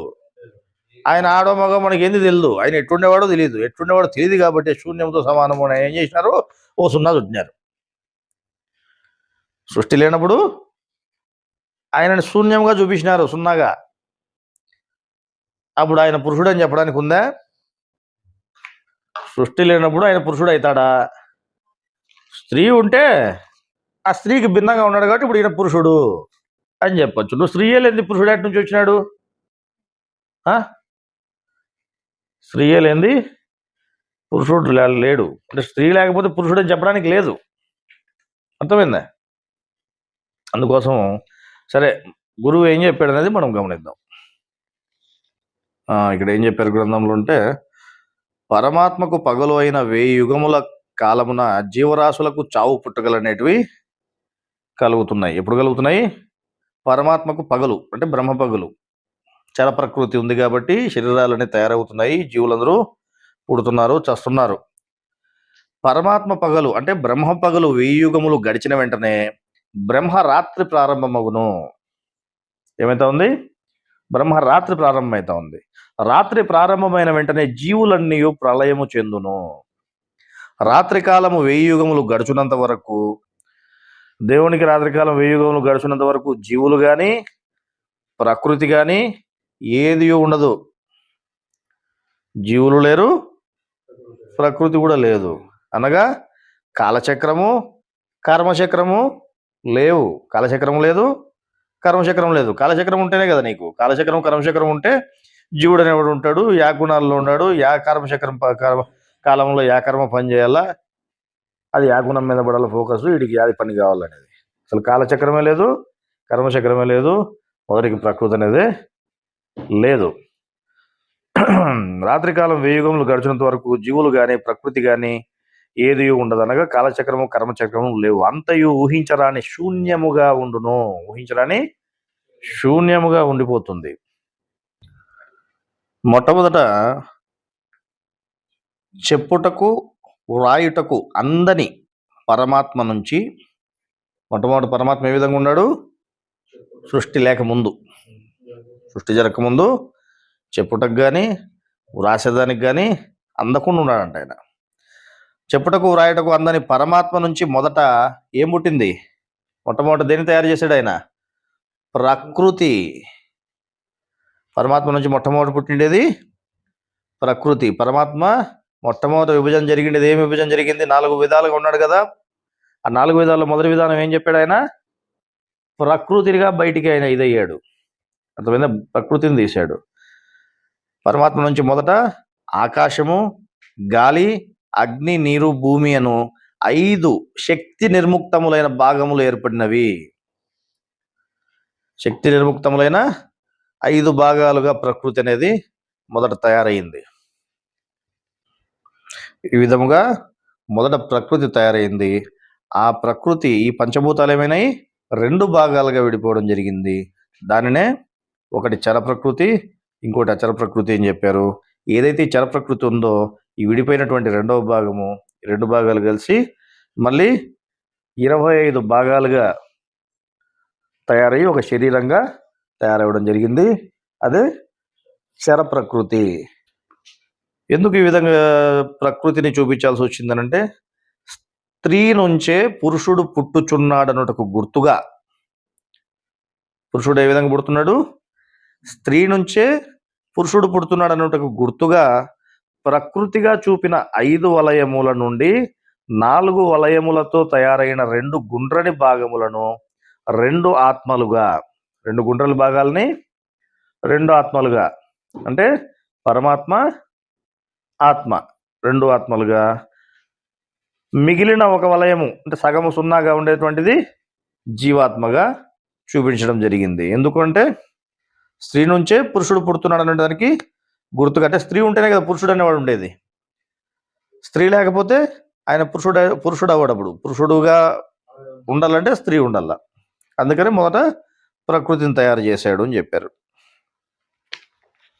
అంటే ఇక్కడ ప్రకృతి నుంటే ముగ్గురు పురుషులని ప్రకృతి నుంచే చూపించడం జరిగింది. ఆకాశము, గాలి 2 పరమాత్మకు సంబంధంగా చూపించారు. అర్థమైందా? అగ్ని, నీరు 2 ఆత్మకి, భూమి జీవాత్మకు చూపించడం జరిగింది. ఈ విధముగా ప్రకృతి నుండి 3 పురుషులు తయారైనట్లు సూచించారు. ఇక్కడ 3 గుర్తులను పక్కగా చూస్తే ఏమైంది? జీవాత్మ, ఆత్మ, పరమాత్మ అనే 3 పురుషులు చూపించడం జరిగింది. ఎక్కడి నుంచి? ప్రకృతి నుండి ముగ్గురు పురుషులు తయారైనట్లు సూచన చేశారనమాట. అంటే జీవాత్మ, దాని పక్కన ఆత్మ, దాని పక్కన పరమాత్మ అన్నట్లు తెలియచున్నది. ఈ విధముగా శతము మనం 3 సంఖ్యల నుండి 3 ఆత్మలను గుర్తించవచ్చు. త్రైత సిద్ధాంతమును గుర్తుగానే ఈ 3 సంఖ్యలను కూడా పెద్దలు పెట్టారని కూడా చెప్పారు. 9, 6, 3. ఈ 9, 6, 3 ఎక్కడి నుంచి ఇదయ్యాయి? మొట్టమొదట ప్రకృతిని తయారు చేసి ఆ ప్రకృతి ద్వారా ముగ్గురు పురుషులు అని చెప్పడం జరిగింది. అంటే ప్రకృతిని తయారు చేసి ప్రకృతి ఆయన పురుషుడిగా ఉన్నాడు. అంతకుముందు ప్రకృతి తయారవ్వకముందు ఆయన ఏ విధంగా ఉన్నాడో మనకు తెలియదు. కానీ ప్రకృతిని తయారు చేసిన తర్వాత ఆ ప్రకృతిని ఆధారం చేసుకుని, స్త్రీని ఆధారం చేసుకుని ఆయన పురుషుడుగా, అంటే 9వ నంబర్గా పరమాత్మగా సాక్షిగా ఉంటూ ఆయన ఏదైతే సృష్టి ముందే నిర్ణయించుకున్నాడో దాని ప్రకారం జరగడం కోసం ఆత్మను తయారు చేయడం జరిగింది. ఆత్మ ఎప్పుడు వచ్చింది? మొదట ప్రకృతి, తర్వాత ఆత్మ. మొదట ప్రకృతిని పుట్టించాడు, తర్వాత ఆత్మను పుట్టించాడు. ఆ తర్వాత ఆత్మ ప్రకృతి కలిసి శరీరాలని, జీవులని, ఆత్మ నుండి మళ్ళీ జీవుడు కూడా విడిపోవడం జరిగింది. అందువల్ల ఇక్కడ ప్రకృతి స్త్రీగా ఉంది. ప్రకృతి కాకుండా మిగిలిన వాళ్ళు, అంటే స్త్రీతత్వం కాకుండా మిగిలిన వాళ్ళు పురుషులుగా ముగ్గురు ఊడిపోవడం జరిగింది. ప్రపంచమును సృష్టించిన వారు ఎవరు అని క్వశ్చన్ రాస్తూ ఇక్కడ ఏం చెప్పారు గురువు? దానికి మొట్టమొదటి ఈ ప్రపంచమును సృష్టించిన వాడు పరమాత్మ. ఆ పరమాత్మ మొదట ఏ విధంగా ఉన్నాడని చెప్పినారు? వ్రాయడానికి, చెప్పడానికి వీలు లేనటువంటి విధానంగా ఆయన ఉన్నాడు. ఎవరు? పరమాత్మ అని చెప్పినారు. ఆయన మొదట ఏం చేసినాడు? ప్రపంచం సృష్టించినాడు. ప్రకృతి 5 భాగములను మరియు ఆత్మను సృష్టించిన వాడు ఒకే ఒక పరమాత్మ అని చెప్పవచ్చును. మొట్టమొదటి ఏం చేశాడు? ప్రకృతి 5 భాగాలని సృష్టించాడు. తర్వాత ఆత్మను సృష్టించడం జరిగింది. ఎప్పుడైతే ప్రకృతి పుట్టిందో అప్పుడే ఆత్మ కూడా పుట్టింది. ఎప్పుడైతే ఆత్మ పుట్టిందో అప్పుడు కనిపించే ప్రపంచమంతా పుట్టింది. అప్పుడు ప్రపంచమంతా ఉండిన జీవులు లేకుండా ఉండేది. అందువలన పరమాత్మ జీవరాశులు గల సృష్టిని సృష్టించలేదని తెలియచున్నది. జీవరాశులు గల సృష్టిని ఎవరు సృష్టించారు? పరమాత్మ సృష్టించాడా? లేదు, ఆ పని ఆత్మ చేసింది.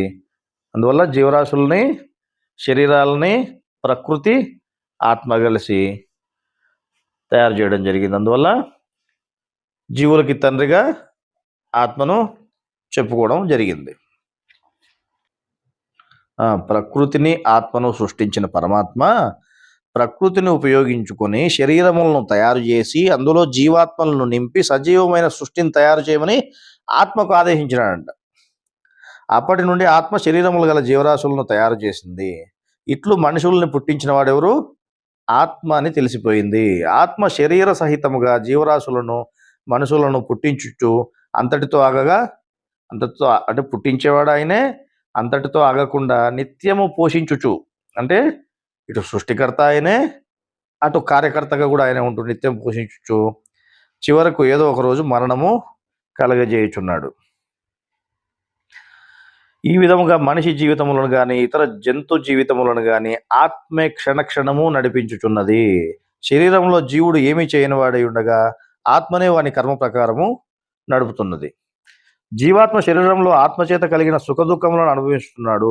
ఆత్మ అన్ని చేయుచుండగా జీవాత్మ వచ్చిన అనుభవాలు మాత్రము అనుభవించుచుండగా పరమాత్మ ఏం చేస్తున్నాడు? ఆయన యాడున్నాడు?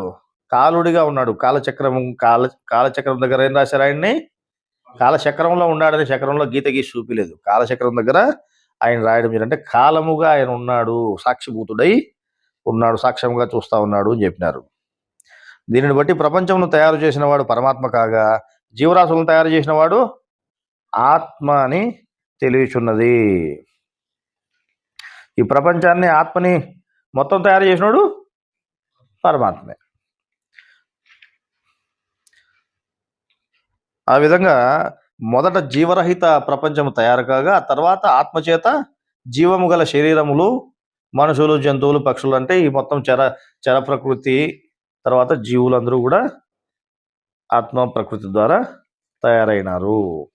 మరి ఇక్కడ ఈ 4వ ఆత్మ యొక్క విధానం ఎక్కడన్నా కనిపించిందా మీకు?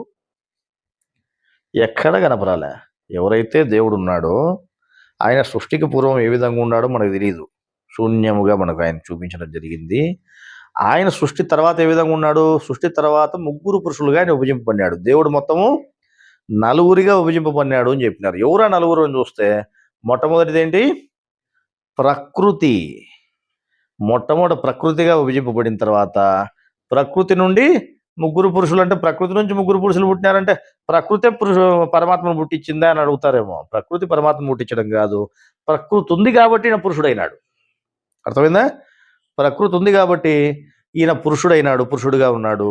పురుషుడిగా ఉండి పరమాత్మగా ఉండి ఆత్మను మళ్ళీ తయారు చేసి ఆత్మనే అన్ని పనులు అప్పచెప్పి ఆయన సాక్షిభూతుడిగా కాలుడిగా కాలమై ఉన్నాడు.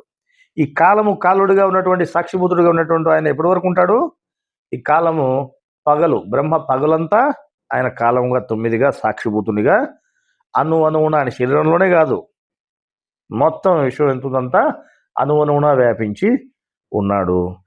అదే కాలుగా ఉన్నటువంటి ఆయన అంటే కాలముగా ఉన్నటువంటి ఆయనే బ్రహ్మరాత్రి ఏమైతా ఉంది?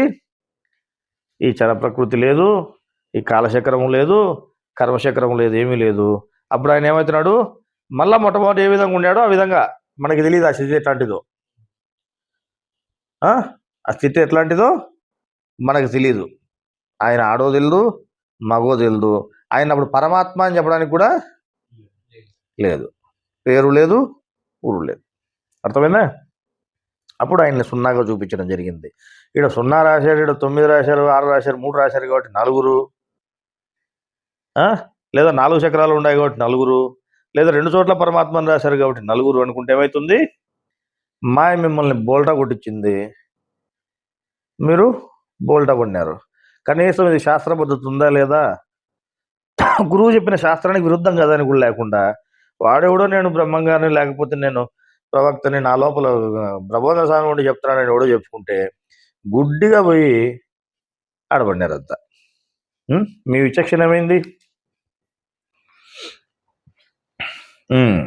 సరే, ఇందులో మధ్యలో ఇంకో చిన్న విషయం చెప్పుకుందాము. మీరు 9వ నంబర్గా ఉండే ఆయన పరమాత్మ అంటే శుద్ధాత్మ, పరిశుద్ధాత్మ, పరమాత్మ. మనం ఆయన్ని ఆరాధించాలా, ఆయన్ని పట్టుకుంటేనే మనం పోతాము.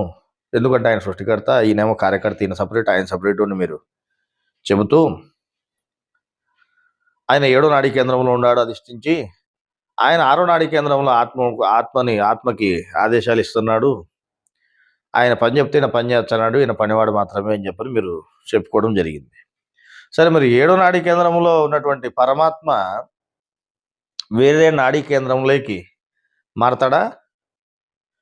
మారడు కదా. ఆయన ఏం చేస్తున్నాడు? 7వ నాడీ కేంద్రంలో ఉండి రహస్య గురువుగా రహస్యంగా ఉండి ఈయనకు ఆర్డర్లు ఎత్తున్నాడు. అంత పనిచేసేవాడు మాత్రం అంతా ఈయనే అని చెప్తుంది. సరే, బాగానే ఉంది. మరి ఇక్కడ క్వశ్చన్ ఏమనుంది? బొద్దింకకు తల తీసేసినా కూడా 10 రోజులు బతుకుతుందంటది. 7వ నాడీ కేంద్రం ఏడుంది? తలలో ఉంది. తలలో 7వ నాడీ కేంద్రం ఉన్నప్పుడు ఆయన ఆర్డర్ ఎచ్చనే ఈయన 6వ నాడీ కేంద్రం ఆయన పని చేస్తాడు, లేకపోతే లేదని మీరు చెప్పినప్పుడు, ఈయన పని మనిషి మాత్రమే అన్నప్పుడు మీరు తలకాయ తీసేసింటే మన ఆర్డర్ వేసేవాడు ఉన్నాడు, ఎట్ట బతికింది అది? తలకాయే లేకుండా 10 రోజులు బతుకుతుంది. ఏది? బొద్దింక. మరి 7వ నాడీ కేంద్రం లేకుండా ఎట్ట బతుకుతా ఉంది? సరే, మనం చెప్పుకోవడం ఎందుకు కానీ ఇదేం చెప్పినారు? క్వశ్చన్ ఏంటి? బొద్దింకకు తల తీసేసిన 10 రోజులు దాని శరీరం పనిచేస్తూ ఉంటుంది.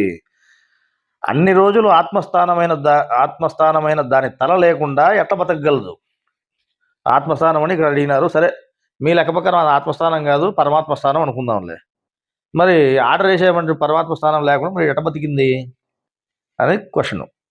ఇక్కడ ఏముంది జవాబు? బొద్దింక తల పోయినా బతుకుట వాస్తవమే, అయితే ఆత్మ శాశ్వత స్థానము తల అని అనుకోకూడదు. శరీరం అంతా ఆత్మే వ్యాపించింది, 7 నాడీ కేంద్రాలు కూడా. అర్థమైందా? 7వ నాడీ కేంద్రంలో ఉండే ఆయన సపరేటు, సపరేటు. ఎవరు సపరేటు? పరమాత్మ సపరేటు. ఆయన సాక్షిభూతునిగా ఉన్నాడు. ఆయన ఏ పని చేయడు, ఏ అక్కర లేనివాడు. మీరు ఆయన్ని పట్టుకోవాలని మీరు అనుకుని ఆయన ఆర్డర్లు వేసి ఈయనతో పని చెప్పి ఆయనకి ఆర్డర్లు వేసి పని చెప్పితే ఆయన పని చేసినట్టు అవుతుంది కదా మళ్ళా. సమస్తము 7 నాడీ కేంద్రాల్లో కూడా శరీరం అంతా వ్యాపించి ఉండేది ఎవరున్నారు? ఆత్మే. ఆయనే నీకు సృష్టికర్త. నేను పుట్టించినవాడు, జీవుని పుట్టించినోడు ఎవరు? శరీరాన్ని పుట్టించినోడు ఎవరు? ప్రకృతి, ఆత్మ. వీళ్ళే అమ్మ నాయన. అవునా కదా? మరి శరీరం అంతా ఆత్మే వ్యాపించున్నప్పుడు ఇక్కడ తల లేకపోయినా బతుకుతా ఉందంట. మరి ఆత్మస్థానము తల అనే అనుకునేదానికి ఉందా? అప్పుడు ఏం చెప్పారు ఇక్కడ ఆన్సరు? తల లేకపోయినా బతకడం వాస్తవమే. అయితే తల ఆత్మ శాశ్వత స్థానం అని అనుకోకూడదంట. ఆత్మ శాశ్వత స్థానము 7వ నాడీ కేంద్రము అనేది కూడా లేదు. ఆత్మకు శాశ్వత స్థానం అనేదే లేదు. ఏ నాడీ కేంద్రంలోకైనా 1వ నాడీ కేంద్రంలోకైనా తన శక్తిని మార్చుకోగలుగుతుంది. ఎందుకంటే శరీరం మొత్తం ఉండేది ఒకటే ఆత్మే. మీరు అనుకుంటున్నట్టుగా ఇంకొక మధ్యలో ఇంకొక ఆత్మ లేదు. ఉండేవాడు నువ్వు ఒకటి, జీవుడు ఉండవు. నువ్వేమో ఆడిరకపోయినావు దాంట్లో గుణచక్రంలో. నువ్వు ఎక్కడ పోలేవు. ఆయన ఎట్ట ఆడిచ్చట్టు తిరగాల్సిందే నువ్వు. ఆయన పెద్ద ఆయన ఉన్నాడంటే ఆయన ఏం పట్టించుకోడు. ఆయన కేవలం సాక్షిపుత్రుగా చూస్తూ ఉంటాడు. కానీ ఇక్కడ మధ్యలో ఉండేది ఆత్మ.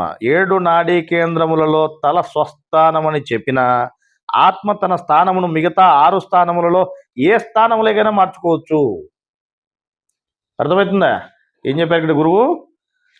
ఆత్మ 7 నాడీ కేంద్రములలో 7 స్థానములలో మొదటి స్థానం కాకుండా, 7వ కేంద్రం కాకుండా, 7వ స్థానం కాకుండా మిగతా 6 స్థానములలో కూడా ఏ స్థానంలోకైనా మార్చుకోవచ్చు. ఒక బొద్దింక శరీరంలోనే అలా ఆత్మ మార్చుకోవడం వలన బొద్దింకే మనకు కనిపిస్తూ ఉంది. ఈ మధ్య దాదాపు కొంతకాలం క్రితం ఒక కోడికి తల తీసేస్తే అది మొండెముతోనే బతికుందంట చాలా రోజులు. న్యూస్ పేపర్లో కూడా ఆల్రెడీ న్యూస్లో కూడా ఈ విషయం వచ్చింది అని చెప్పని ఇక్కడ రాశారు. అక్కడ కోడి శరీరంలో కూడా ఆత్మ తలను వదిలి మిగతా 6వ స్థానంలోకి తన స్థానమును మార్చుకున్నట్లే. అర్థమైందా? ఇంకా లోతుగా విషయం తెలియగలిగితే ఆత్మకు శరీరంలో సొంత స్థానం అంటూ ఏదీ లేదని, ఉన్నది జీవాత్మకేనని తెలియచున్నది. నీకే ఉండేది సొంత స్థానం. అడపోయి ఆ 3 దానాలు ఇరుక్కొని ఎక్కడ నొక్కితే అక్కడ పోతున్నావు. ఆత్మకు శరీరం అంతా అయిందే. ఆయన అనుకుంటే ఆ స్థానంలోనే ఉండగలుగుతాడు.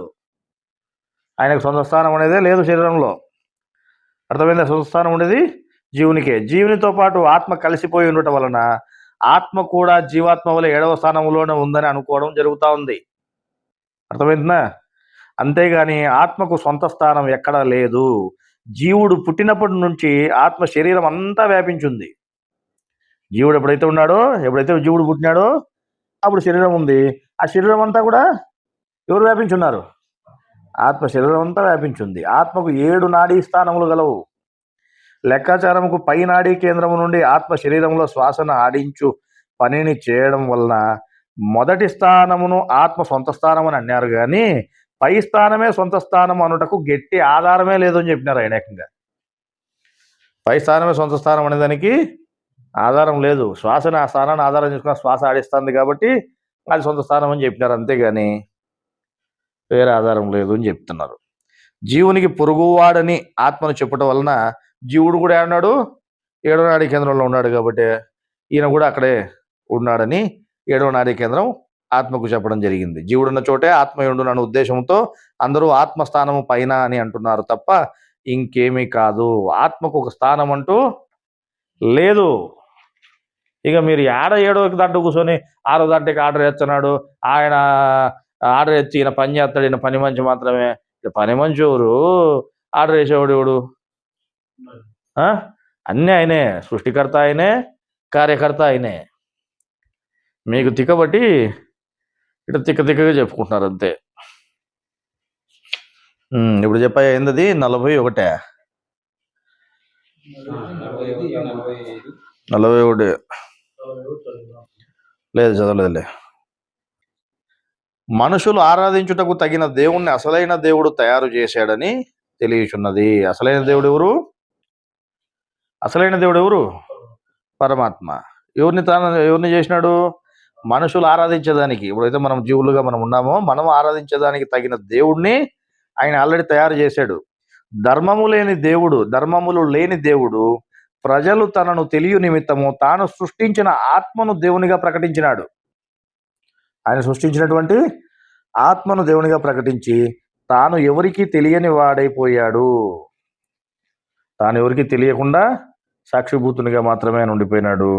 ఈయననే ముందరికి పెట్టి అన్ని పనులు ఈయనే చేసేటట్టుగా ఇటు సృష్టికర్తగా జీవరాశుల్ని పుట్టించు లయం చేస్తూ మరియు కార్యకర్తగా ఉంటూ కర్మలు అనుభవింపజేస్తూ రెండు వైపులా పెట్టి ఈయననే దేవునిగా ప్రకటించడం జరిగింది. ధర్మములు లేని దేవుణ్ణి మనుషులు ఆరాధించలేరు. పరమాత్మకు ధర్మములు ఉన్నాయా? లేవు. లేనప్పుడు ఎట్లా ఆరాధిస్తారు ఆయన్ని? ఏమాత్రం ఆరాధించలేరు. మనుషులు ధర్మములు గల వారిని, సృష్టింపబడిన వారిని మాత్రమే తెలియగలుగు బుద్ధి గలవారై ఉన్నారు. ధర్మములు లేని దేవుణ్ణి తెలియ విధానము ఏమాత్రము తెలియని వారి అయినందున ప్రపంచములో ఉన్న ధర్మములున్న వారిని మాత్రమే ధర్మముల ఆధారముగా తెలియుటకు మనుషులకు దేవుడే మొదట ధర్మములు గల దేవుణ్ణి తయారు చేశాడు. అర్థమైందా? మొదట ధర్మములు గల దేవుణ్ణి తెలియదగిన తర్వాత ధర్మములు లేని దేవుణ్ణి తెలియగలరని దేవుని నమ్మకం. అంటే మొట్టమొదట ఎవరికైతే ధర్మాలు ఉన్నాయో ఆయన్ని మొదట తెలుసుకుంటే ఆ తర్వాత నీకు ధర్మాలు లేనటువంటి దేవునికి నువ్వు చేరుకోగలుగుతావు. ఎవరైనా ధర్మాలు ఉండే దేవుడు ఆత్మ, ధర్మాలు లేని దేవుడు ఎవరు? పరమాత్మ. ఈ మధ్యలో రహస్యాత్మ ఆయన అడిగి వల్ల రహస్యాత్మ ఎవడు లేడు, ఇంకా ఉండేది ఈయనే. నువ్వు రహస్య గురువు అన్నీ ఆయనే, యా గురువు అన్నీ ఆయనే. గురువు రెండు విధాలుగా ఉన్నాడు. శాశ్వత కుమారుడు, తాత్కాలిక కుమారుడు. ఎన్ని విధాలుగా ఉన్నాడు? గురువు రెండు విధాలుగా ఉన్నాడు. ఇటు భగవంతునిగానే ఉన్నాడు, ఆయనే మనిషి శరీరంలో ఆత్మగా ఉన్నాడు. ఇంతకుముందు మనం గురువు రహస్యము అని ఒక మీటింగ్ చెప్పుకోవడం జరిగింది గురు పౌర్ణమి రోజున. అందులో మనం గ్రంథంలోని విషయాలని చదివే వినిపించడం జరిగింది. ఇప్పుడు మాదిరే ఏం చెప్పారు అక్కడ? ఎవరైతే మనిషి శరీరంలో ఆత్మ ఉన్నాడో ఆయనే భగవంతుని శరీరంలో ఉన్నాడు. ఎవరైతే భగవంతుని శరీరంలో ఆత్మ ఉన్నాడో ఆయనే మనిషి శరీరంలో ఆత్మగా ఉన్నాడు. భగవంతుని శరీరంలో ఉండేటువంటి ఆత్మ, మనిషి శరీరంలో ఉండేటువంటి ఆత్మ వేరు కాదు, ఒక్కటే అని చెప్పి మనం ఆ రోజు చెప్పుకోవడం జరిగింది. మనం చెప్పుకోవడం కాదు, గురువు చెప్పడం జరిగింది ఆ విషయాన్ని. అర్థమైందా? అందువల్ల ఆరాధించుటకు ఆత్మనే దేవునిగా నిర్ణయించి ఇతనే మీకు ఆరాధ్య దైవము, ఇతను తప్ప వేరే ఆరాధ్య దైవం లేడని కూడా దేవుడు చెప్పడం జరిగింది. శాస్త్రబద్ధముగా ఆత్మే దేవుడిగా చెప్పబడి ఉన్నది. సృష్టింపబడిన ఆత్మే దేవుడైతే సర్వమును సృష్టించిన వాడు కేవలం సృష్టికర్తగా మాత్రం ఉన్నాడు, దేవుడిగా లేడు. సృష్టికర్త అయిన దేవుడు తన అధికారములన్నీ ఆత్మకి ఇచ్చి దేవునిగా ప్రకటించి తను స్తబ్దతగా ఏ కార్యము చేయకుండా అన్నిటినీ చూస్తున్నటువంటి సాక్షిగా ఉన్నాడు. ఆయన ఏ విధంగా ఉన్నాడు? సాక్షిగా, కాలునిగా, కాలము అయి ఆయన ఉండడం జరిగింది. ఇప్పుడు నేను ఎవరిని ముందరకు పెట్టినాడు? ఆత్మనే ముందరకు పెట్టినాడు. అందుకే ఆయన ఇంకొకటి మాట ఏం చెప్పాడు? తండ్రిని గణపరచున్నట్లుగా అందరూ కుమారుని గణపరచవలనని తీర్పు తీర్చుటకు సర్వాధికారము కుమారునికి అప్పగించున్నాడు. కుమారుని గణపరచని వాడు ఆయనను పంపిన తండ్రిని కూడా గణపరచడు. గణపరచనట్టే లెక్క. నేను పరమాత్మనే మేము ఆరాధించాం, పరమాత్మనే పట్టుకుంటామని మీరంటే ఇప్పుడు ఏమైంది? కుమారుణ్ణి గణపరచడం లేదు, కుమారుణ్ణి ధిక్కరించారు మీరు. అంటే ఆత్మను ఆరాధనకు అర్హుడు కాదని మీరు చెప్తున్నారు. అప్పుడు ఏమైతా ఉంది? దేవుడు ఒప్పుకుంటాడు ఈ మాటని? ఒప్పుకోవడంలే. నా మాట విని నన్ను పంపిన వాని యందు విశ్వాసం ఉంచువాడు నిత్య జీవం గలవాడు, వాడు తీర్పులోనికి రాక మరణములో నుండి జీవములోనికి దాటి ఉన్నాడని మీతో చెప్తున్నాను అని చెప్పాడు.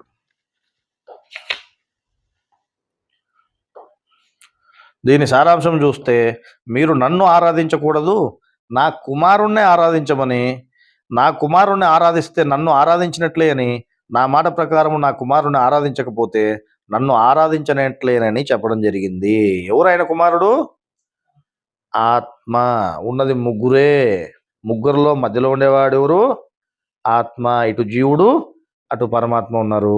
ముగ్గురు పురుషుల్లో మధ్యలో ఉండేవాడు మధ్యాత్మ మాత్రమే. మధ్యాత్మ అంటే ఈయన కాదు, ఆత్మ కాదు, ఇంకొక ఆయన ఉన్నాడని మీరు చెప్పుకుంటే ఏమవుతుంది? నాలుగో వాడిని మీరు లేని వాడిని కల్పించుకున్నట్టు అవుతుంది. అప్పుడు ఇక్కడ ఏమవుతుంది? ఆ దేవుని తీర్పు గ్రంథం ఇయ్యట్లా ఇక్కడ ఏం చెప్పారు? మీరు నాలుగో ఆత్మను కల్పించుకుంటే ఏమవుతుంది? ఇక్కడ గురువు చెప్పినటువంటి విధానానికి శాస్త్రబద్ధత లేకోకుండా పోతుంది. ఇక్కడ ఏం చెప్పారు?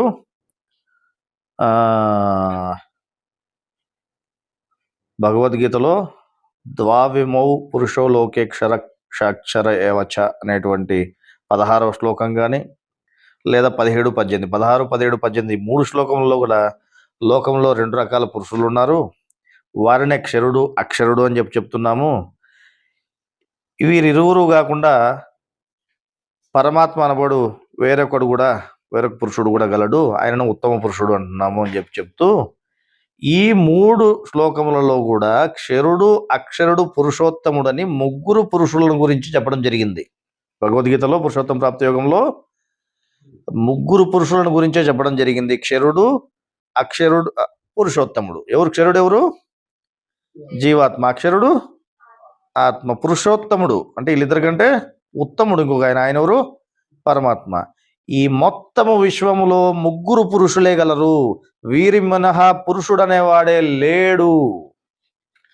వీరి మినహా పురుషుడనేవాడే లేడు అని చెప్పని ఆయన తేల్చేస్తే, మీరు మరి ఈ నాలుగో ఆయన ఇంకొక ఆయన రహస్యంగా ఉన్నాడు అంటే రహస్యంగా ఉండేవాడు పురుషుడా లేకపోతే స్త్రీయా?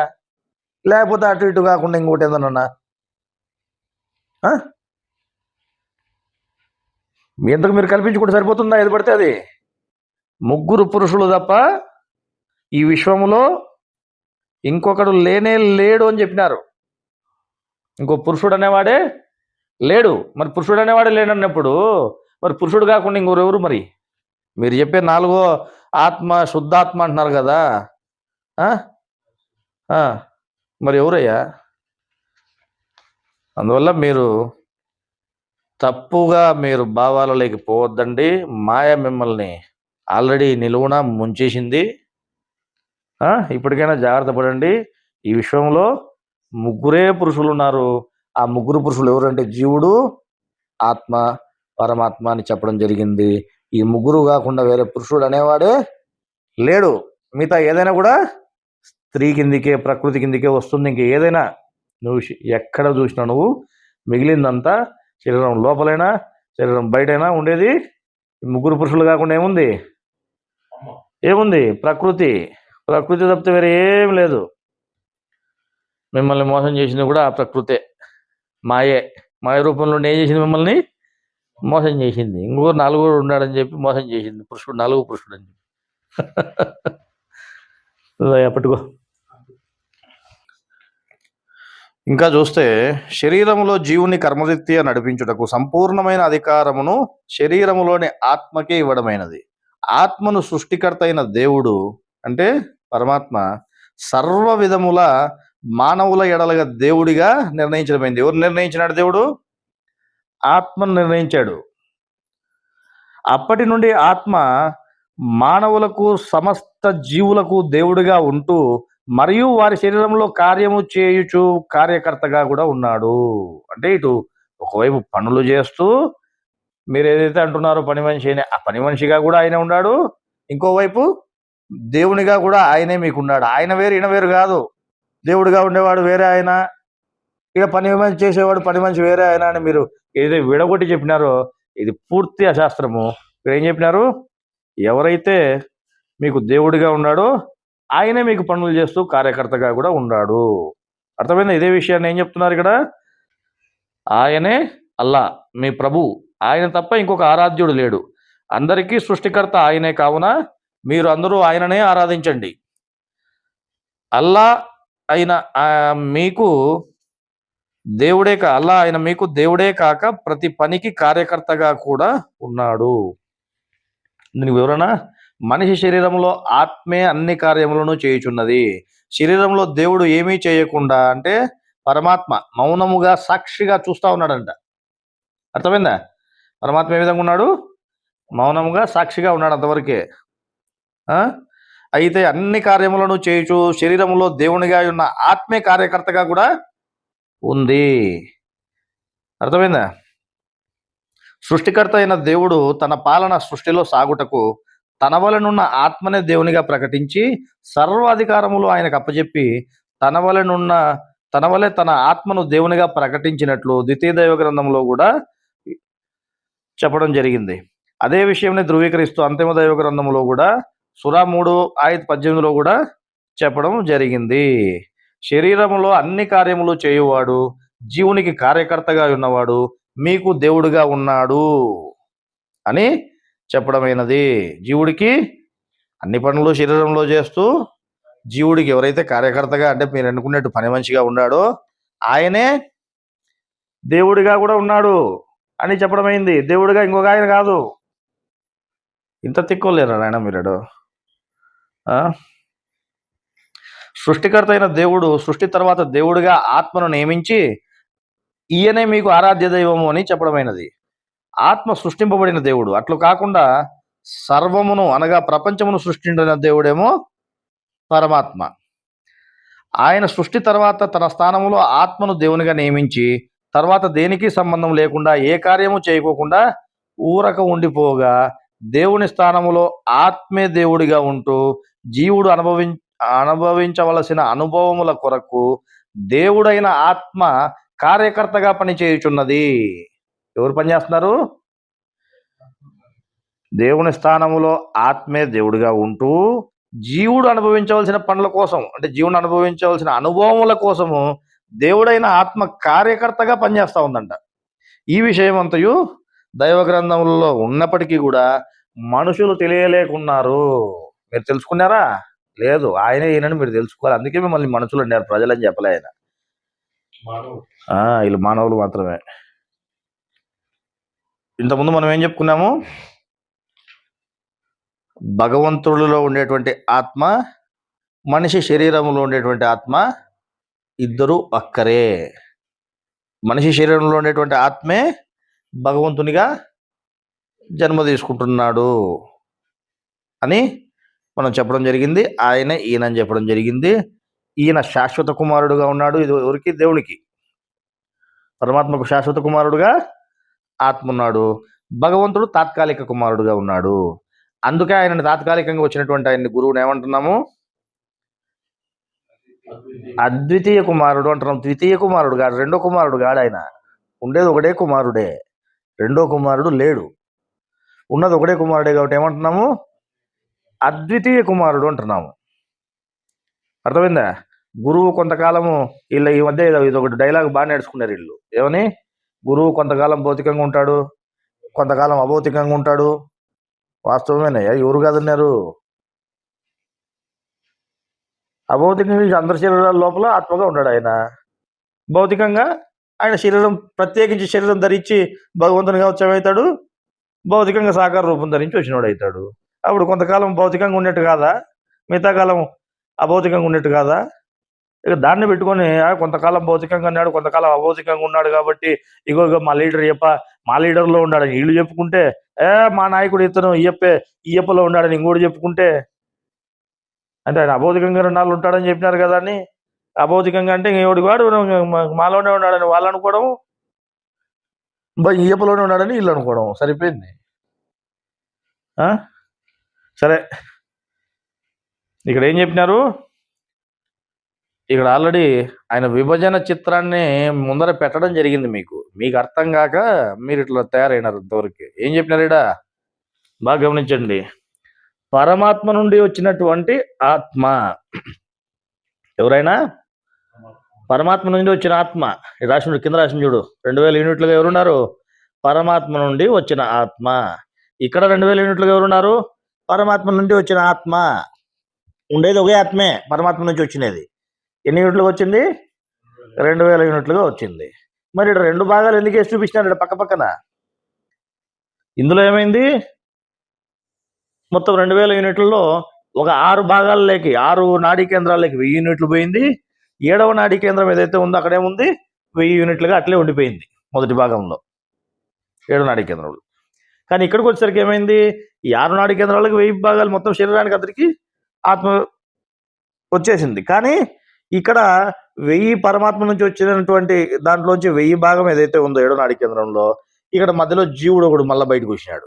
ఆత్మ నుండి జీవుణ్ణి మళ్ళీ బయటికి తీయడం జరిగింది.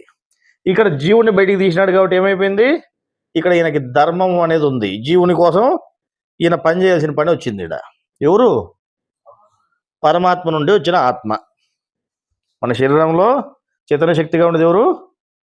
పరమాత్మ నుండి వచ్చిన ఆత్మ. ఆయన ఏ విధంగా ఉన్నాడు? మనిషి శరీరంలో ఈ విధంగా ఉన్నాడు. ఇక్కడ జీవుడు ఉన్నాడు. ఇదే భగవంతుని శరీరంలోకి వస్తే ఏమవుతుంది, ఇక్కడ జీవుడు లేడు, పరమాత్మ నుంచి వచ్చినట్టు ఆత్మే ఉంది. అప్పుడు ఏమవుతాడు భగవంతుడు? పరమాత్మే భగవంతునిగా రూపం తీసుకొని సాకార రూపంతో ఉన్నాడనే నిజమే అవుతుంది. ఎందుకు నిజమవుతుంది? పరమాత్మ నుంచి వచ్చినటువంటి ఆత్మే కదా ఆయన. అర్థమైందా? పోనీ అట్లనే మరి ఆత్మగా ఉండే ఆయన ఇంకొక ఆయన ఉన్న శరీరాల్లో ఉండే ఆయన కాదు, ఆయన కూడా ఆయనే. ఆడ శరీరాల్లో పక్కన ఉండే ఆయన కూడా ఆత్మగా ఉండే ఆయన ఆయనే, ఈయన ఆయనే. పరమాత్మ నుంచి వచ్చినటువంటి ఆత్మే ఇక్కడ భగవంతుడిగా సాకార రూపం తీసుకుంటే ఈ విధానంగా ఉంది. ఇక్కడ ఏమైతే ఉంది, 500 యూనిట్లు జీవుడికి ప్రత్యేకించిపోతా ఉంది. ఇక్కడ ధర్మం అనేది ఉంది. ఇక్కడ ధర్మానికి అతీతంగా ఉన్నాడు ఆయన. అర్థమైందా? ఇక్కడ ధర్మం ప్రకారం ఆయన ఏం చేయాలా? తీర్పు తీర్చే పని చేయాల జీవునికి. ఈయనకు తీర్పు తీర్చే పని ఈయనకు లేదు. అందువల్ల పరమాత్మ నుంచి వచ్చినటువంటి ఆత్మ కాబట్టి ఆయన ఏం చేస్తాడు? భగవంతుడు ఏం చేస్తాడు? తీర్పు తీర్చే పని ఆయన చేయడు. మీకు జ్ఞానం అనేది తెలిపి మిమ్మల్ని ఇంకా ఈ జీవుడిని బయటపడేయడానికి మాత్రమే ఆయన చూస్తాడు. తీర్పు తీర్చే పని ఎవరు చేస్తాడు? జీవాత్మ ఎక్కడైతే ఉన్నాడో అక్కడ ధర్మం అనేది ఉంది ఆయనకి. మరి ఈయన వేరా ఆయన వేరా? లేదు, ఇద్దరు కూడా ఇగో పరమాత్మ నుంచి వచ్చిన ఆత్మే. 2000 యూనిట్లు ఆయనే, వేరే ఎవరు లేరు. అర్థమైందా? పరమాత్మ సాక్షిభూతునిగా కాలుడిగా ఉన్నాడు. ఆత్మ దేవునిగా మనిషికి ఇటువైపు కార్యకర్తగా రెండు వైపులా పనిచేస్తూ ఉందని చెప్పని తెలుసుకోవడం జరిగింది. మరి ఇక్కడ ఇంకో డౌట్ రావచ్చు, ఏమని? ఆత్మకు స్వయం శక్తి లేదు కదా. ఆత్మకు స్వయం శక్తి లేదు కదా అని. ఆత్మకు స్వయం శక్తి ఉందని ఎవడు చెప్పినాడు? మొట్టమొదటి నుంచి ఆయన ఏం చెప్తున్నాడు? ఆత్మకు స్వయం శక్తి లేదు. ఆత్మకు శక్తి ఇచ్చినది ఎవరు? ఎవరు నియమించినారు ఆయన్ని? అన్ని అధికారాలను నేను అప్పచెప్పినాను, నేను ఆయనకి అదే అధికారాలు ఇచ్చినా అన్నాడు. ఆ శక్తి ఎవరు ఇచ్చినారు? ఆయన ఇచ్చినాడు. ఆయనదా శక్తి, ఈయనదని ఎవరైనా చెప్పినారా నీకు? ఆత్మకు స్వయం శక్తి ఉందని ఎవరు చెప్పినారు? ఎవరు చెప్పలే. సరే, ఇక్కడ ఈ గ్రంథంలో ఇంకేం చెప్పినారో చూసుకుందాం. కర్మచక్రంలో ఉండే కర్మకు అధినేతలు ఎవరు? కర్మకి నవగ్రహములు. అర్థమైందా? కర్మకి పెద్ద నవగ్రహములు. కర్మచక్రంలో ఉన్న కర్మకు అధినేతలు నవగ్రహములు కావున కర్మచక్రంలో ఉన్న కర్మానుసారము జీవులను నవగ్రహములు తిప్పుచుండను. కర్మచక్రంలో కర్మం తిప్పువారు నవగ్రహములు. అట్లే కాలచక్రంలో నవగ్రహములు తిప్పువాడు. కాలచక్రంలో నవగ్రహములను ఎవరు తిప్పుతున్నారు? ఆత్మ. కర్మచక్రంలోనేమో నవగ్రహాలు అయితే కర్మం తిప్పేది, కాలచక్రంలో నవగ్రహాలను తిప్పేవాడు ఆత్మ. ఆత్మను వాడు తన ఆధీనమందున్న నవగ్రహములతో కర్మను జీవుల మీదికి విధించుచున్నాడు. ఆత్మ ఏం చేస్తున్నాడు? తన ఆధీనంలో ఉండే నవగ్రహాలకు సూచనలు ఇచ్చి నవగ్రహాలతో ఏం పని చేపిస్తున్నాడు? ఆయన కర్మను జీవుల మీదకి విధించుచున్నాడు. జీవరాశుల శరీరములో ఉన్న కపాల స్థానమున కర్మచక్రము కాలచక్రము పరిభ్రమించుచున్నవి. అంటే ఏమని అర్థం? తిరుగుతున్నాయి. కర్మచక్రము మీద అధికారము నవగ్రహములు కలిగి ఉన్నాయి. కర్మచక్రం మీద అధికారం ఎవరు కలిగి ఉన్నారు? నవగ్రహాలు. కాలచక్రం మీద అధికారము ఆత్మ కలిగి ఉంది. ఆత్మ ధర్మము తప్పక కాలచక్రమును పరిభ్రమింపజేయును. ఆత్మధర్మం ప్రకారము తప్పకుండా కాలచక్రమును పరిభ్రమింపజేయును. కర్మమును నవగ్రహములు నడపగా నవగ్రహములను యముడు, అంటే ఎవరు? ఆత్మ నడుపగా ఆత్మ నడుపుతున్నాడు. కానీ శక్తి స్వయం శక్తి ఉందా ఆయనకి? లేదు. కర్మను నవగ్రహములు నడుపగా ఆత్మను యముడు అంటే ఆత్మ నడుపగా వీటన్నింటినీ గురువు మధ్యన ఉండి గురుత్వాకర్షణ శక్తితో తన చుట్టూ తిరుగుతున్నట్టు చేయుచున్నాడు. అసలు శక్తి ఎవరిది? పరమాత్మది, గురువుది. మరి గురువు తిప్పుతున్నాడా? తిప్పడంలే. ఆయన శక్తితో గురుత్వాకర్షణ శక్తితో ఏం చేస్తున్నాయి? ఇవన్నీ తిరిగేటట్టుగా చేసినాడు ఆయన. అట్లా ఏర్పాటు చేసి పెట్టినాడు. అందువల్ల ఆత్మ తిప్పుతున్నాడు అనేది ఎంత వాస్తవమో ఆత్మకు స్వయం శక్తి ఉందా? లేదు. ఆ శక్తి ఎవరిది? పరమాత్మది అనేది అంతే వాస్తవము. అర్థమైందా? ఇంకా ఏం చెప్పినారు చూద్దాం. కర్మ కాలచక్రములకు ఇరుసుగా పరమాత్మ ఉండి కాలుడను పేరు కలిగి, ఏ పేరుతో ఉన్నాడైనా? కాలుడు, కాలోస్మి అన్నాడు కదా. కాలుడు అని పేరు కలిగి నవగ్రహములను కర్మమును తన ఆకర్షణ శక్తి చేత నడుపుచు సాక్షి మాత్రునిగా ఉన్నాడు. ఆకర్షణ శక్తి చేత నడుపుతూ అంటే మళ్ళీ నడిపే పని ఎవరు చేస్తారు? ఆయన చేయలే. ఆయన సాక్షి మాత్రునిగా మాత్రమే ఉన్నాడు. ఆయన ఆకర్షణ శక్తితో నడుపుతున్నాయి. ఎవరు నడుపుతున్నారు దానిని? ఆత్మ నడుపుతున్నాడు. ఎవరు శక్తితో నడుపుతున్నాడు? పరమాత్మ శక్తితో నడుపుతున్నాడు. అంటే మూలం ఎవరిది ఇక్కడ? మూలం పరమాత్మదే. అర్థమైందా? అందుకనే ఆయన ఏం చెప్పినాడు తెలుసా భగవద్గీతలో? రాజవిద్య రాజగుహయోగంలో ఏం చెప్పినాడు? భూమి మీదనే ప్రకృతికి అధ్యక్షత వహించి ఉన్నాను. నా వలన జీవరాశులు పుట్టుచున్నవి మరియు చచ్చుచున్నవి. ఈ కారణముతోనే జగము చక్రము వలె తిరుగుచున్నది అని చెప్పినాడు. అర్థమైందా? గురుత్వాకర్షణ శక్తిగా ఆయన ఉంటూ నవగ్రహముల ఈ కాలచక్రము కర్మచక్రం అన్నింటినీ తిరిగేదానికి కారణం ఎవరై ఉన్నాడు? ఆయన యొక్క గురుత్వాకర్షణ శక్తి వల్లే ఇన్ని తిరుగుతున్నాయి. చెప్పేవాడు ఎవరు? ఆత్మ. అర్థమైందా? ఈ విధంగా మనిషి తలలో బ్రహ్మకాల కర్మ గుణచక్రములు 4 బ్రహ్మనాడిలోని శక్తిని ఇరుసుగా చేసుకుని తిరుగుతున్నాయి. బ్రహ్మనాడిలోని శక్తిని ఇరుసుగా చేసుకుని ఈ బ్రహ్మకాల కర్మ గుణచక్రాలు అనేటివి తిరుగుతున్నాయి. బ్రహ్మనాడి శక్తిని పరిశీలించి చూడగా అందులో ఏముంది? బ్రహ్మనాడిలో ఆత్మ ఉంది అని చెప్పుకున్నాం కదా. మొత్తం కిందికి పైకి 7 నాడి కేంద్రాల వరకు, పై వరకు. మరి ఆత్మశక్తి కదా ఉండాలడా అంటే ఇక్కడ ఏం చెప్పినారు? బ్రహ్మనాడి శక్తిని పరిశీలించి చూడగా అందులో ఆత్మశక్తి పైకి తెలిసిన దానిలో కూడా పరమాత్మ శక్తి వ్యాపించి ఉన్నది. అర్థమవుతుందా మీకు? ఆత్మే నడుపుతున్నప్పటికీ కూడా కానీ శక్తి ఎవరి దగ్గర పనిచేస్తూ ఉంది? పరమాత్మ శక్తి పనిచేస్తూ ఉంది. అందుకే ఆత్మకు స్వయం శక్తి లేదు అని చెప్పినారు. అర్థమైందా? అంతేగాని పరమాత్మ ఆరాధించమని ఎక్కడ చెప్పలే. ఆత్మకు స్వయం శక్తి లేదు. ఆత్మ పైకి తెలిసిన దానిలో కూడా పరమాత్మ శక్తే వ్యాపించింది. ఇప్పుడు 3 ఆత్మల స్థానములను వివరించుకుంటే జీవాత్మ గుణచక్రములోని 3 భాగములలో ఏదో ఒక దాని యందు అతి స్వల్పమైన సూక్ష్మ బిందువుగా ఉంది. ఎవరు? జీవాత్మ. రెండవదైన ఆత్మ బ్రహ్మనాడిని కేంద్రముగా చేసుకుని నాడుల ద్వారా శరీరం అంతా వ్యాపించింది. బ్రహ్మనాడిని కేంద్రంగా చేసుకుని నాడుల ద్వారా శరీరం అంతా వ్యాపించింది. ఆత్మ శరీరంలో మాత్రమే ఉంది. శరీరం బయట ఎక్కడ లేదని జ్ఞాపకం పెట్టుకోవాలా. ఆయన ఏం చెప్తున్నాడు?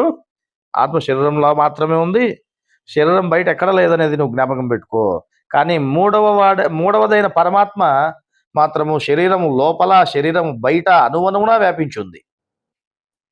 అర్థమైందా? శరీరం లోపల బయట అనువనువునా వ్యాపించింది. ప్రతి శరీరములోనూ పరమాత్మ శక్తి 2000 చైతన్య శక్తులుగా మారి ఆత్మ యందు చేరిపోయింది. ఎవరి చైతన్య శక్తి అది? పరమాత్మదే. ఏం చెప్పినారు? ప్రతి శరీరములోనూ పరమాత్మ శక్తి 2000 చైతన్య శక్తులుగా మారి ఆత్మ యందు చేరిపోయినది. ఆత్మ చైతన్య శక్తి పరమాత్మ శక్తి ఏనని తెలియవలెను. ఏదైతే మనం ఆత్మ చైతన్య శక్తి చెప్పుకుంటున్నామో, ఏదైతే ఇక్కడ విభజన చేసి చూపించినారో 2000 యూనిట్లని, ఈ ఆత్మ చైతన్య శక్తి అంటే ఎవరి శక్తి? ఆత్మ చైతన్య శక్తి అంటే వేరే ఏదో కాదు, పరమాత్మ శక్తే. అర్థమైందా? అది గుర్తుపెట్టుకోవాలి మీరు.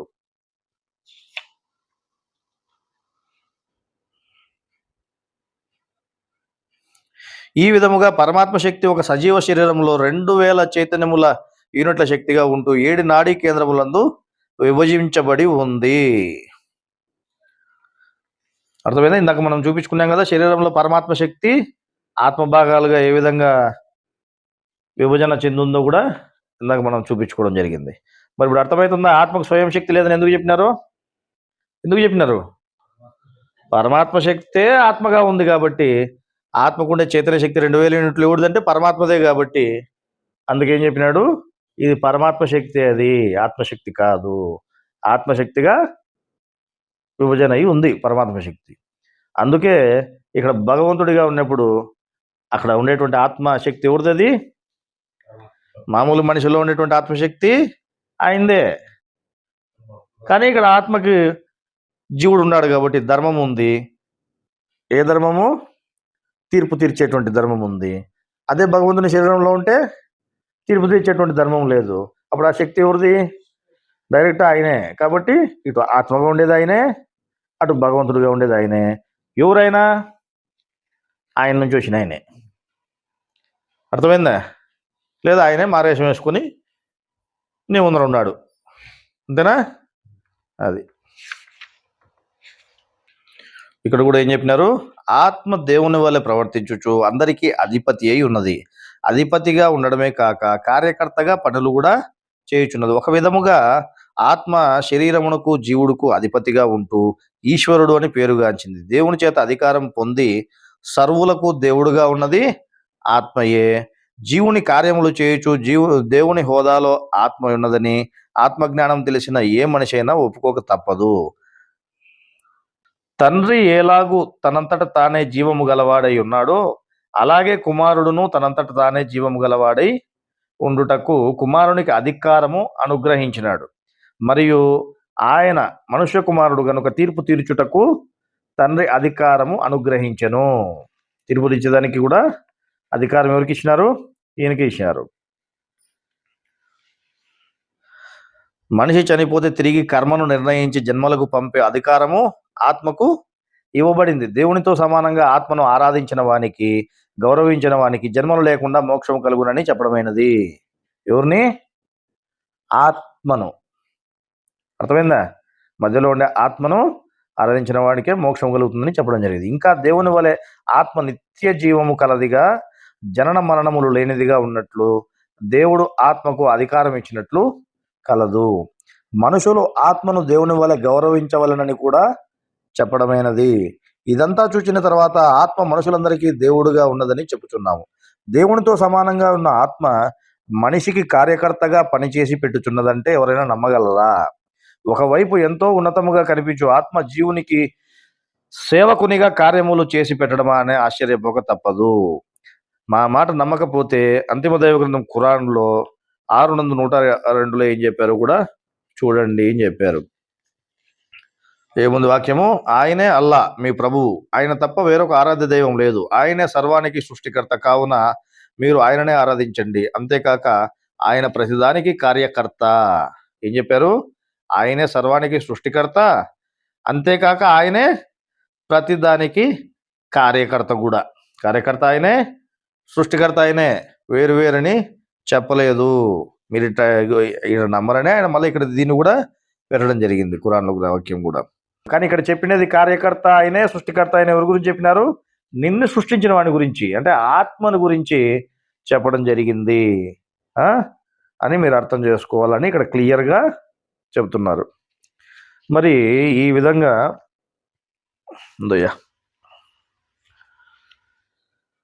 ఇంత క్లియర్గా, ఇంత ఇదిగా ఉన్నది 3 ఆత్మలే. ఈ విశ్వంలో 3 పురుషుల తర్వాత ఇంకొక పురుషుడు అనేవాడే లేడు అని అంతగా ఆయన తేల్చి చెప్పేస్తే, మీరు ఈరోజు 4వ ఆత్మను కల్పించుకొని ఇంకొక ఆత్మ ఉందని మీరు భ్రమలో ఉన్నారంటే మాయ మిమ్మల్ని ఊహకందని రీతిలోనే మోసం చేస్తుందని ఆయన చెప్పినాడు. అదేవిధంగా ఊహకందని రీతిలోనే మీరు మోసపోయినారనేది క్లియర్గా కనపడతా ఉంది.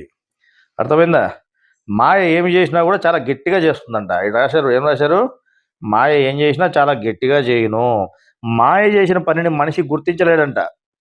మాయ చేసిన పనిని మనిషి గుర్తించలేడు. అందువలన మాయ ప్రభావంలో పడిన వాడు ఎవడైనా తాను చేయుచున్నదే సరైనదని తలుస్తా అంటాడు. మీ మాదిరి మీరు చేస్తున్నదే కరెక్ట్ అని అనుకుంటా ఉంటారు. మాయ ఉదయమే మనుషుల్ని సూర్య నమస్కారాల్లో కూడా ఇరికిచ్చి దేవుణ్ణి ఆరాధించకుండా ఇటు సూర్యుని నమస్కరించేటట్టుగా కూడా చేసింది. మిమ్మల్ని ఏం చేసింది? ఆయన సూర్య నమస్కారం చేయొచ్చని అన్నదేవతారాధన అని చెప్పి భక్తులు వ్యభిచారం చేసినట్టు అవుతుంది అని చెప్పినాడు ఆయన. మొట్టమొదటి జ్ఞానాన్ని భూమి మీదకి తీసుకొచ్చి చెప్పినటువంటి సూర్యుడిని మీరు నమస్కారం చేసినా కూడా అది దేవుణ్ణి, ఎవరిని, ఆత్మను తప్ప మీరు వేరే ఎవరిని ఆరాధించకూడదు. ఆత్మను తప్ప ఎవరిని ఆరాధించినా కూడా మీరు ఎవరికి నమస్కారం చేసినా, ఎవరిని నువ్వు గొప్పగా పెట్టుకునే అదేమవుతుంది? భక్తిలో వ్యభిచారం చేసినట్టు అవుతుంది అని ఆయన చెబితే మీరు ఏకంగా మనుషులకే మొక్కుతున్నారు. పోయి మనుషులనే స్వామి స్వామి అని పిలుస్తున్నారు. మనుషులనే ఈయనలో ఉన్నాడు ఆయనలో ఉన్నాడని మనుషుల్ని గొప్పగా పెట్టుకున్నారు. ఇప్పుడు ఏమైంది? గురువుతో మీకు పనిలే, గురువు చెప్పిన జ్ఞానంతో పనిలే. మరి ఏమైంది? మీరు భక్తులు వ్యభిచారం చేసేవాళ్ళు కాదా? 100% మీరు వాళ్ళే. ఇంకా గమనిస్తే మైచానన్య యోగేన భక్తిర్ర వ్యభిచారిణి అని ఈ శ్లోకంలో చెప్పినటువంటి విషయం గమనిస్తే, భక్తిలో మీరు వ్యభిచారం చేయొద్దండి, ఇతర చింత లేకుండా నా మీదే యోగమును ఆచరించమని చెప్పడం జరిగింది. ఎవరు చెప్పారు? ఎవరి మీద యోగాన్ని ఆచరించాలి? ఎవరిని ఆరాధించాలి? ఆత్మను. ఏం చెప్పారు ఇక్కడ? ఇతర చింత లేకుండా నా మీదనే యోగమును ఆచరించమని చెప్పారు. యోగము అనగా కలయిక. నాతో కలవాలని, ఇతర ధ్యాసలు ఏమాత్రము లేకుండా భక్తిగా ఉండవలనని, అట్లు కాకుండా నన్నే కాక ఇతరుల మీద కూడా మీకు భక్తి ఉంటే మీరు భక్తిలో వ్యభిచారం చేసిన వారు అవుతారు అని చెప్పినారు. ఎవరు చెప్పినారా? గురువు చెప్పినాడు. గురువు అంటే ఎవడు? భగవంతుడు చెప్పినాడు. భగవంతుడు ఏ విధంగా ఉన్నాడు? ఇటు శరీరంలో ఆత్మగా ఉన్నాడు, బయట సాకార రూపంగా ఉన్నాడు. ఆయన ఏం చెప్పినారు? నాయన మీరు నన్ను మాత్రమే పెట్టుకోనరా, మీరు అంటే నన్నే ఆరాధించండి. ఎవరిని ఆరాధించాలా? ఆత్మనే ఆరాధించాలా, నువ్వు కుమారుణ్ణే ఆరాధించాలా, పరమాత్మను పట్టుకోవడానికి లేదు నీకు. మరి నన్ను కాకుండా నువ్వు ఇతరుల మీద పెట్టుకోవద్దన్నా అంటే మీరేమో ఏకంగా మనుషుల మీద కూడా పెట్టుకుంటున్నారు. లాస్ట్కి ఏం చెప్పినాడు ఆయన? ఇతర చింత లేకుండా నా మీద యోగం ఆచరించమని చెప్పాడు. యోగం అనగా కలయిక. నాతో కలవాలని, ఇతర ధ్యాసలు ఏమాత్రము లేకుండా భక్తిగా ఉండవాలనని, అట్లు కాకుండా నన్నే కాక ఇతరుల మీద కూడా మీకు భక్తి ఉంటే మీరు భక్తిలో వ్యభిచారం చేసిన వారు అవుతారు అని చెప్పడమైనది. మాకేమో ఆయనే గురువు ప్రబోధ స్వామి, మేము ఆయన భక్తులమే, మేము ఆయనకే విధేయులము, దేవునికే విధేయులము అని ఒక పక్క చెప్పేదే. మళ్ళీ ఇంకో పక్కేమో మళ్ళీ ఈ పక్క మనుషుల మీద కూడా భక్తిభావం కలిగి ఉంటున్నారా లేదా మీరు? మనుషులు గొప్పగా పెట్టుకొని. మరి అప్పుడు ఏమైంది? నా మీద కాకుండా ఇతరుల మీద కూడా మీరు భక్తిగా ఉంటే అప్పుడు ఏమవుతుంది? మీరు భక్తిలో విచారం చేసినట్టు అవుతుంది. క్లియర్గా చెప్పినారు. అర్థమైందా? ఇప్పటికన్నా బుద్ధి తెచ్చుకుంటారు అంతా. ఒకడేమో జలంధర స్వామికి జై అని ఒకడంటే, ఇంకోడేమో వీరబ్రహ్మేంద్ర స్వామికి జై అని ఇంకోటి అంటాడు. వాళ్ళు ఏం చెప్తున్నారు? ఎవరు నాయన మాకు కూడా గురువు అయినారా నాయన అని చెప్పారు. ఆయన చెప్తే, బ్రహ్మంగారు చెప్తే, మీకు గురువు అయినా నాకు కూడా గురువు అయినా నేనే ఆయనకు పోయి ముక్కాలని ఆయన చెప్తే, వీళ్ళేమో ఈయనకు జై అని చెప్పి ఈయనకు ముక్కుతారు పోయి. ఇప్పటికైనా బుద్ధి తెచ్చుకోండి. శ్రద్ధ లేకపోతే ఇదే పరిస్థితి తయారవుతుంది. శ్రద్ధ పెంచుకోండి. లోపల ఉన్నటువంటి ఆత్మను వేడుకోండి. సత్యం ఏమిటిది అనేది మీరు ఆత్మను వేడుకోండి. ఈరోజు ఈ జ్ఞాన విషయం మనం చెప్పుకోవడం జరిగింది. ఇక్కడ విన్నటువంటి వారుగా ఏదో పలానా వ్యక్తి చెప్పాడు, లేకపోతే పలానా ఆయన చెప్పాడు కాబట్టి మనం వినాలనేది ఎప్పుడూ మీరు పెట్టుకోకూడదు. విచక్షణ అనేది మీకు ప్రతి ఒక్కరికి ఉండాలి. చెప్పబడినటువంటి విషయం శాస్త్రబద్ధమైనదే కాదా, గురువు అందించినటువంటి విధానమా కాదా, అందులో శాస్త్రబద్ధత ఉందా లేదనేది మీరు మళ్ళీ సొంతంగా మీరు చూసుకోవాల్సిన అవసరం ఉంది. ఎవరో చెప్పారు కాబట్టి ఇది ఇంతే మనం గుడ్డిగా నమ్మాలనేది మాత్రం పెట్టుకోవద్దండి. ప్రతి ఒక్కరు కూడా పరిశీలన చేసుకోండి. ఇది సత్యము అని మీకు అనిపించినప్పుడే మీరు దాన్ని సత్యంగా తీసుకోండి. మీకు అది సత్యం కాదని అనిపిస్తే వదిలిపెట్టండి, దాన్ని పట్టుకోవద్దండి. ఓకేనా?